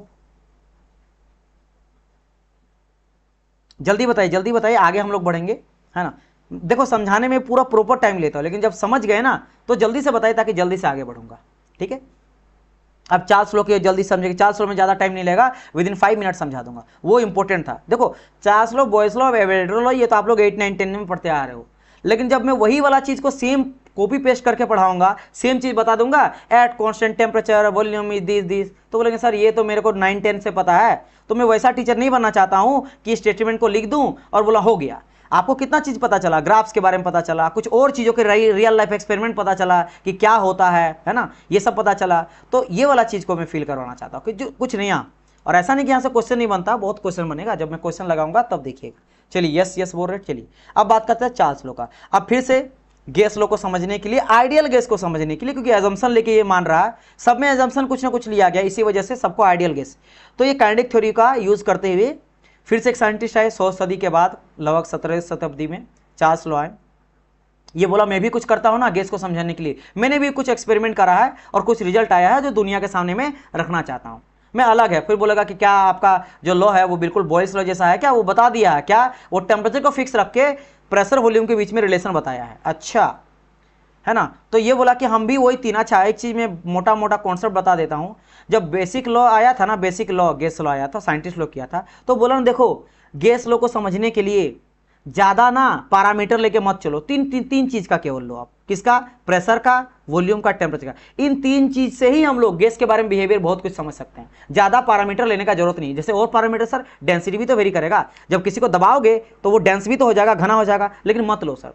काइनेटिक एनर्जी में भी तो चेंज आएगा, तो बोलेगा मत लो सर। इंटरनल एनर्जी भी तो आएगा, तो बोला सर वो सब मत लो। पोटेंशियल एनर्जी नहीं, वो सब मत लो सर। ये तीन चीज से ही आपको आधा ज्यादा चीज समझ जाओगे गैस के बारे में, बहुत सारा चीज समझ में आ जाएगा। तो इसी तीन चीज का यूज किया गया तीनों में, आइडियल गैस जो भी बेसिक लॉज है सब में तीन चीज का, वॉल्यूम का, प्रेशर का, टेम्परेचर का, फंडामेंटल। और ये भी क्वेश्चन पूछा गया आपको कभी कभी कि बताइए according to basic law, basic gas law है ना, किस किस चीज का यूज किया जाता है, पैरामीटर का या फिर गैस के लॉ आपके प्रॉपर्टीज का, प्रेशर का, टेम्परेचर का, डेंसिटी का, है ना, इसमें से ऑल ऑफ दीज का, तो ऑल ऑफ दीज ये तीन चीज का यूज करता है। डेंसिटी भी नहीं, बाकी कुछ भी नहीं, तीन चीज का, प्रेशर का, टेम्परेचर का, वॉल्यूम का, ठीक है। ये बोला तो बोला चलो भाई ठीक है, तुम अलग कुछ देना चाहता हो बताओ। तो बोला हम ना प्रेशर को कांस्टेंट रखें, तो क्या पता चला, अगर मैं प्रेशर को कांस्टेंट रखता हूं ना तो मेरा वॉल्यूम जो होता है वो डायरेक्टली प्रोपोर्शनल होता है टेम्परेचर के।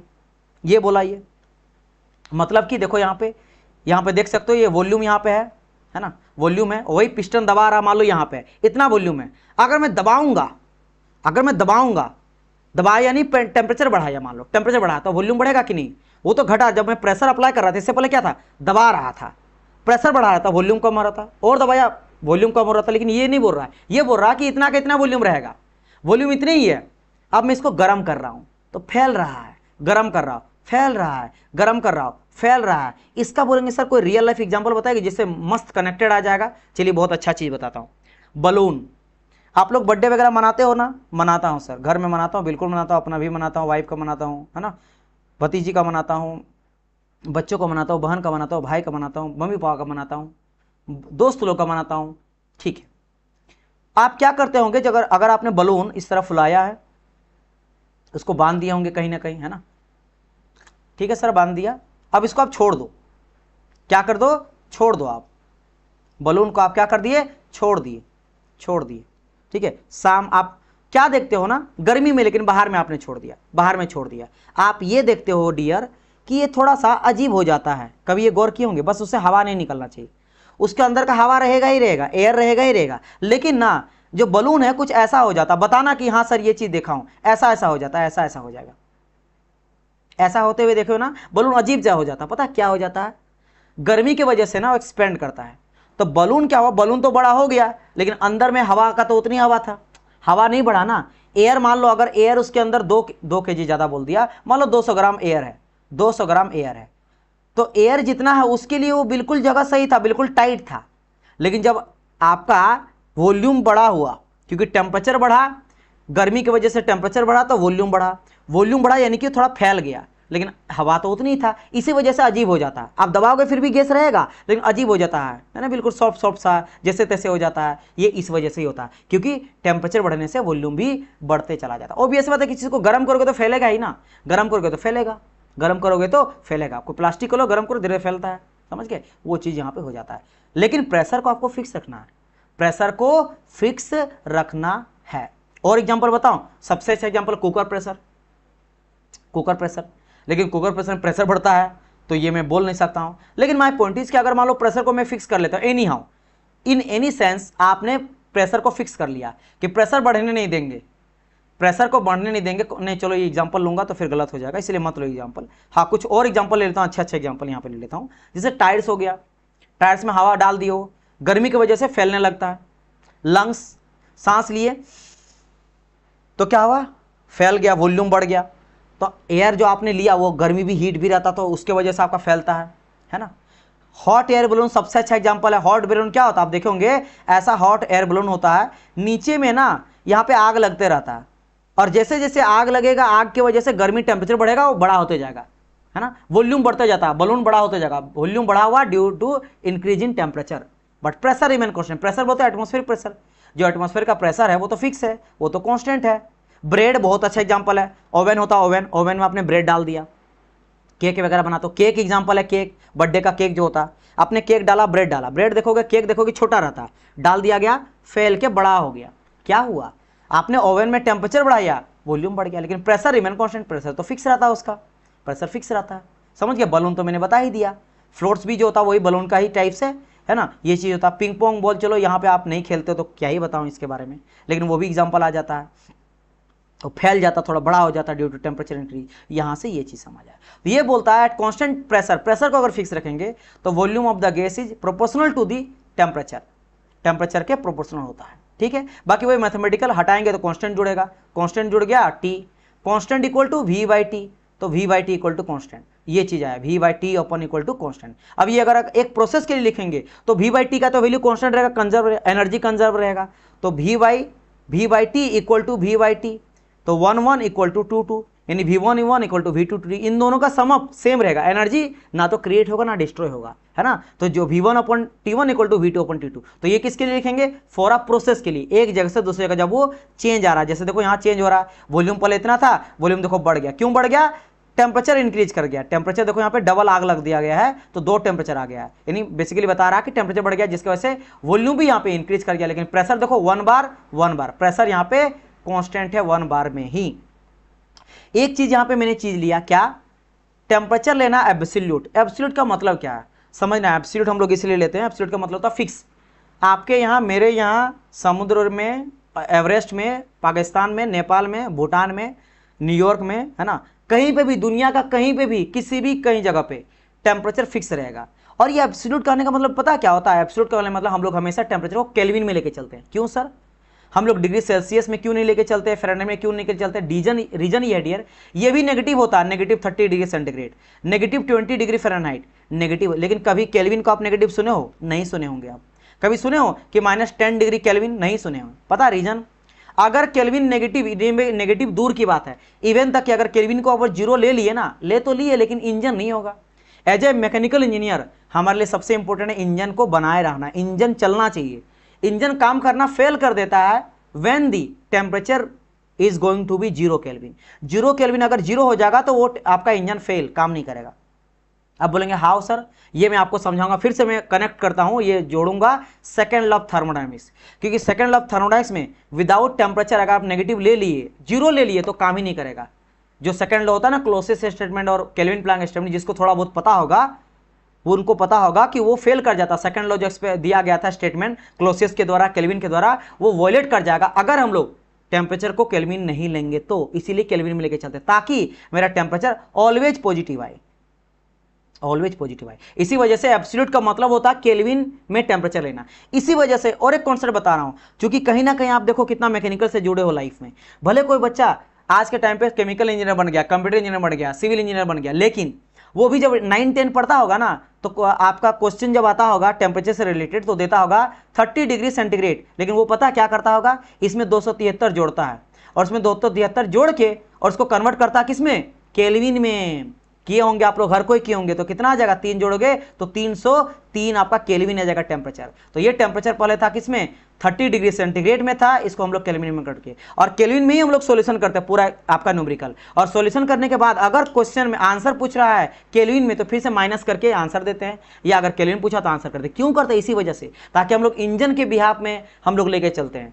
क्योंकि अगर आपने केल्विन नहीं माना और नेगेटिव अगर आ गया, तो वो गलत हो जाता है। समझ गए? इसी वजह से, बिकॉज ये ऑलवेज इन पॉजिटिव होता है ताकि इंजन का कॉन्सेप्ट बचा रहे। बाकी इस चीज के बारे में सेकंड लॉ में हम लोग डिस्कस करेंगे। तो इसी वजह देखो, आपका अगर डिग्री सेंटीग्रेड है, हीट बोले तो वही हीट टेम्परेचर से आता है, तो इसको पहले 273 जोड़ेंगे, केल्विन आ जाएगा, सोल्यूशन करेंगे, सोल्यूशन करने के बाद -273 करके फिर से आपका डिग्री सेल्सियस में आंसर कर सकते हो। फ़ारेनहाइट करना, जो करना वो सब तो बात की बात है, जीरो में सब बताया जाएगा। लेकिन आपको बस ये ध्यान रखना कि एब्सोल्यूट का मतलब होता है केल्विन टेम्परेचर, ठीक है, जो कि हमेशा पॉजिटिव होता है। चलिए, और ये न्यूमेरिकल में आता है, ये वाला ये जो पॉइंट है ना, ये न्यूमेरिकल में आता है। जब प्रोसेस का बात करेगा ना, कभी बोल देगा कि एक मेरा कोई गैस है जिसको दबाया गया है ना, जब उसका टेम्परेचर बढ़ा तो T1 टेम्परेचर 20 डिग्री था, जब उसको हम लोग उसको क्या किए, टेम्परेचर बढ़ा दिए, यानी कि जब उसका टेम्परेचर बढ़ा के 40 डिग्री कर दिए, तो बताइए उसका वॉल्यूम कितना इंक्रीज कर जाएगा। अगर उसका इनिशियल वॉल्यूम मेरा 10 मीटर क्यूब रहेगा, तो ये इसके वजह से इसको यूज करोगे और अकॉर्डिंग टू चार्ल्स लॉ आपका फाइनल जो भी वॉल्यूम रहेगा पता चल जाएगा। या हो सकता है वॉल्यूम दिया रहेगा, टेम्परेचर फाइंड आउट करने बोले। सेम चीज अगर मैं बात करूं बॉयल्स लॉ में, तो बॉयल्स लॉ का इस इक्वेशन का यूज करके हम लोग जो है न्यूमेरिकल सॉल्व कर सकते हैं। बिल्कुल बेसिक आ जाता है न्यूमेरिकल, इसलिए न्यूमेरिकल यहाँ पे लिख दिया हूं। न्यूमेरिकल से यहाँ से क्वेश्चन बनता है, वो सारे चीज मैं आपको बताना, कहाँ से कॉन्सेप्चुअल आता है, कहाँ से न्यूमेरिकल आता है, सब बताऊंगा। चलिए, तो यहां से समझ गए ये चीज। अच्छा, जब चार्ल्स लॉ भी एक्सपेरिमेंट किया ना, सेम चीज पता चला। देखो क्या पता चला, ये है ना, ये क्या बताया कि volume is directly proportional to temperature when pressure remain constant,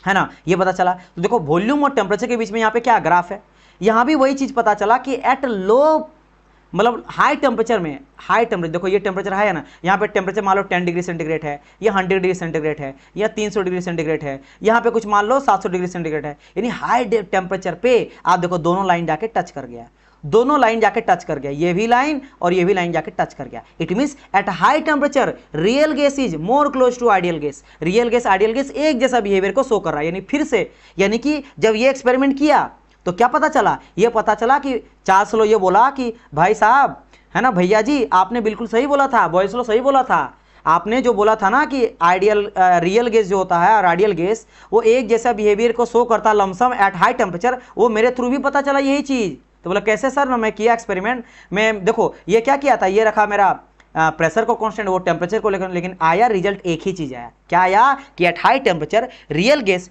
behaviour is more close to ideal gas. देखो ये था मेरा किसका, ये जो मैं रेड कलर का दिखाया है ये मेरा है आपका, एक सेकंड रेड से ही लिख देता हूं, ये मेरा है आइडियल का, लिख दिया हूं मैं आइडियल का, और ये जो मैं ब्लैक कलर से दिखा रहा हूं ये है रियल का, लेकिन ये है किसका, रियल का। लेकिन एक पॉइंट आया जब जाके मिल गया, वो कौन सा था, हाई टेम्परेचर में ही था। तो पता चला कि बढ़िया बात है भाई, ये भी पता चल गया, तो दो पता चला। फिर कुछ देर के बाद और एक साइंटिस्ट आया एवोगैड्रो, वो बोला मैं भी कुछ एक्सपेरिमेंट किया हूं। बोला ठीक है बताइए, अपना एक्सपेरिमेंट ही बताइए, जब सब कोई बता रहा है आप भी बताएं, आपके थ्रू भी कुछ ना कुछ जो है समझ में आएगा गैस के बारे में। ये क्या किया ना, बड़ा अच्छा एक्सपेरिमेंट किया, बड़ा इंटरेस्टिंग एक्सपेरिमेंट किया। ये बोला मैं 2 कंटेनर लिया, तो बोला ना मैं ना भैया लोग को ही फॉलो कर रहा हूँ, बड़े भैया, कौन बड़े भैया, बड़े भैया सर जो चार्ल्स लॉ और बॉयल्स लॉ बोले ना, मैं उन दोनों को ही आगे स्टेप गया हूँ। तो बोले क्या ना, बड़े भैया जो किए थे सबसे पहले क्या था, देखो आप ही सर, सबसे पहले बॉयल्स लॉ थे, बॉयल्स लॉ ने टेम्परेचर को फिक्स रखा था, अच्छा, और चार्ल्स लॉ क्या किया, वो प्रेशर को फिक्स रख दिया था, प्रेशर को फिक्स रख दिया था। तो क्या ये किया ना, ये दिमाग लगाया कि एक काम करता हूं मैं, ज्यादा तो छेड़खानी करूंगा नहीं, उन लोग से पंगा नहीं लूंगा, वो तो कर दिया ना, वो तो सही किया है, पूरा एक्सपेरिमेंट प्रूव हो चुका है। तो बोला एक काम करता हूं मैं दोनों को कांस्टेंट रख देता हूं। तो ये क्या किया, प्रेशर को भी कांस्टेंट रख दिया जैसा रखा था चार्ल्स लॉ में, और टेम्परेचर को कांस्टेंट रख दिया जैसा बॉयल्स लॉ में रखा। ठीक है, रख दिया, बढ़िया। तो ये बोला कि हम लोग इन दोनों को अज्यूम कर लिए। अज्यूम क्यों कर लिए, तो पहले एक्सपेरिमेंट हो चुका है, तो बोला ठीक है कर लो। इसके बाद ये क्या किया, ये बोला कि अगर मैं 2 लेता हूं सिलेंडर और दोनों सिलेंडर बिल्कुल सेम था, अगर दोनों का वॉल्यूम मतलब एक समझ लो दोनों एक जैसा है, एक जैसा बीकर है, बिल्कुल एक जैसा, कोई बड़ा छोटा नहीं, ठीक है। और अगर मैं ले लेता हूं और दोनों में अलग अलग लेकिन गैस लूंगा, एक में लिया हाइड्रोजन गैस, एक में लिया ऑक्सीजन गैस, और अगर मैं यहां पे वॉल्यूम को भी सेम मान लेता हूं, ये क्या किया, प्रेशर टेम्परेचर तो कांस्टेंट माना ही माना, ये वॉल्यूम को भी सेम मान लिया। वॉल्यूम मतलब कि मान लेता हूं कि हाइड्रोजन का भी 50 ml हाइड्रोजन यहां डाल दिया और 50 ml ऑक्सीजन डाल दिया, लेकिन गैस अलग अलग है लेकिन वॉल्यूम सेम है। तो क्या होता है कि नंबर ऑफ मॉलिक्यूल भी सेम आ जाता है। यानी कि अगर यहां पे क्या किया कि प्रेशर और टेम्परेचर मैंने कांस्टेंट मान के अगर 50 ml हाइड्रोजन डाल दिया और दूसरे वाले में 50 ml ऑक्सीजन डाल दिया, और डालने के बाद ये पता चला कि अगर इसमें गिन गिन के देखे कि इसमें गिन गिन के मेरा जो है ना 10 मॉलिक्यूल आ रहा है, 10 हाइड्रोजन का मॉलिक्यूल आ रहा, तो ये पता चला कि यहाँ पे भी 10 जो मॉलिक्यूल है ना वो मेरा किसका था, ऑक्सीजन का था। यहाँ भी 10 था तो यहाँ भी 10 ही था। सोचो, ये पता चला। क्या बात है यार, ये हाइड्रोजन है, ये ऑक्सीजन है, बस मैंने यहाँ पे क्या करा, वॉल्यूम ही तो सेम लिया। लेकिन ये भी तो हो सकता था कि 10 यहाँ पे हम लोग जो 50 ml डाले इसमें 2 ही वॉल्यूम रहता है, इसमें मेरा 4 वॉल्यूम, लेकिन ऐसा नहीं हुआ। अगर सेम वॉल्यूम लोगे और टेम्परेचर प्रेशर को फिक्स रखोगे तो पता ये चलेगा कि नंबर ऑफ मॉलिक्यूल्स भी सेम होगा, गिन गिन के मॉलिक्यूल जो होता है इसका वो भी सेम हो जाएगा। जैसे देखो यहाँ पे दो अलग अलग, ये मान लो हाइड्रोजन का है, ये ऑक्सीजन का है, इसमें भी मान लो जितना वॉल्यूम लिया गया, मान लो 1 kg ले लिया, जो भी लिया, जिसमें 1 लीटर मान लो इसमें ले लिया हाइड्रोजन, इसमें 1 किलो ले लिया आपका, क्या था वॉल्यूम यहाँ पे फिक्स हो गया V1 = V2, और टेम्परेचर प्रेशर तो पहले से ही फिक्स है मेरा, है ना। तो क्या आ जाता, देखो मॉलिक्यूल गिन के देखो 1 2 3 4 5 6 7 8 9 10 11, तो यहाँ भी 1 2 3 4 5 6 7 8 9 10 11, यानी 11 दोनों में ही मॉलिक्यूल आ गया। बोले वाह, बड़ा इंटरेस्टिंग है। इट मीन्स क्या स्टेटमेंट आया कि eight constant temperature and pressure, दोनों में ही, अगर ये तो पहले ही ले लिया था उन लोग, इसीलिए टेम्परेचर प्रेशर को अगर कांस्टेंट मानेंगे, और इक्वल वॉल्यूम अगर मैं डालता हूं, equal volume of all gases have the equal number of molecules. कितना बेसिक है, यानी कि when both have the same temperature pressure, दोनों में अगर टेम्परेचर प्रेशर सेम रहेगा और इक्वल वॉल्यूम लेंगे तो उसमें इक्वल नंबर ऑफ मॉलिक्यूल होगा दोनों ही आपके गैस में। बात समझ में आया, यस और नो। देखो वही दिया गया है कि volume of hydrogen equal to volume of oxygen, then automatically n यानी नंबर ऑफ मोल हाइड्रोजन का equal to number of mole of oxygen. और ये तीनों चीज पता चला, और इन तीनों को क्या किया गया, फिर कंबाइन किया गया, क्योंकि ये तीनों को तीनों किस पे आधारित था, किस पे इंस्पायर हुआ था, सारा का सारा इंस्पायर हुआ था आइडियल गैस के लिए। आइडियल गैस का कॉन्सेप्ट कहां से आया था, सबसे पहले काइनेटिक थ्योरी से आया था। तो काइनेटिक थ्योरी से ये एक्सपेरिमेंट किया गया, तो बोला भाई तुम लोग तीनों जो एक्सपेरिमेंट किया वो तो आइडियल गैस के लिए किया है, एक काम करता हूँ, सबसे एक काम करता हूँ, कंबाइन करता हूँ और एक इक्वेशन बना देते हैं जो सब जगह यूज होगा, है ना। तो बोला ठीक है, तो बॉयल्स लॉ बोला, चार्ल्स लॉ और एवोगैड्रो लॉ। बॉयल्स लॉ क्या बोला था, बॉयल्स लॉ बोला था कि टेम्परेचर मेरा फिक्स रहेगा तो volume inversely proportional to pressure. Charles law क्या बोला था कि जब मेरा प्रेशर फिक्स रहेगा तो volume directly proportional to temperature. ये क्या बोला था कि टेम्परेचर और प्रेशर दोनों फिक्स रहेगा तो मेरा वॉल्यूम ही डायरेक्टली प्रोपोर्शनल टू n, जितना वॉल्यूम बढ़ाएगा, वॉल्यूम का जैसे जैसे करोगे उतना नंबर ऑफ मॉलिक्यूल आएगा। तो तीनों को क्या किया हूं, कंबाइन कर दिया। तो देखो कंबाइन कैसे, यहां भी वॉल्यूम, यहां भी वॉल्यूम, यहां भी वॉल्यूम, तो वॉल्यूम डायरेक्टली प्रोपोर्शनल टू सब में है तो डायरेक्टली प्रोपोर्शनल। ऊपर में क्या, ऊपर में आपका n और t है, तो ये हो गया n और ये हो गया आपका क्या t हो गया, और डिवाइड बाय में क्या कर दिया, p यहां पे आपका कर दिया, p कर दिया। तो अब इस चीज को क्या किया गया, p को उधर ले गया तो p भी इक्वल टू आ गया क्या यहाँ पे एंटी। और आपको पता है कि जब भी प्रोपोर्शनल हटता है तो देयर इज एन कांस्टेंट, एक कांस्टेंट जुड़ता है, यहां पे जो कांस्टेंट आता है वो कहलाता है आर, और इसी आर को कहा जाता है यूनिवर्सल गैस कांस्टेंट, जहां पे n तो हो जाता नंबर ऑफ मोल, t हो जाता टेम्परेचर, p हो जाता प्रेशर, v हो जाता वॉल्यूम, जिसको हम लोग कल बेहद अच्छी तरह से डिस्कस करने वाले हैं। क्योंकि दो तरह का होता है, मैंने बताया पीवी इक्वल टू एक होता है एमआरटीवी और यहां निकला पीवी इक्वल टू एनआरटी। या आर जो होता है ये होता है यूनिवर्सल गैस कांस्टेंट और ये आर होता है कैरेक्टरिस्टिक गैस कांस्टेंट। तो दोनों समझेंगे। आई होप यहां से आप लोग को बहुत सारा चीजों के बारे में समझ में आया होगा, चीजों को एंजॉय किए होंगे। बताइए क्या सारा चीज समझ में आया, यस और नो जल्दी से बता दिए, यहां से हम लोग का क्लास हो जाता है एंड। ठीक है, समझ गए ना। चलिए तो thank you so much for watching, मिलते हैं हम लोग नेक्स्ट क्लास में कल, तब तक के लिए good bye and God bless you all, bye bye everyone, है ना।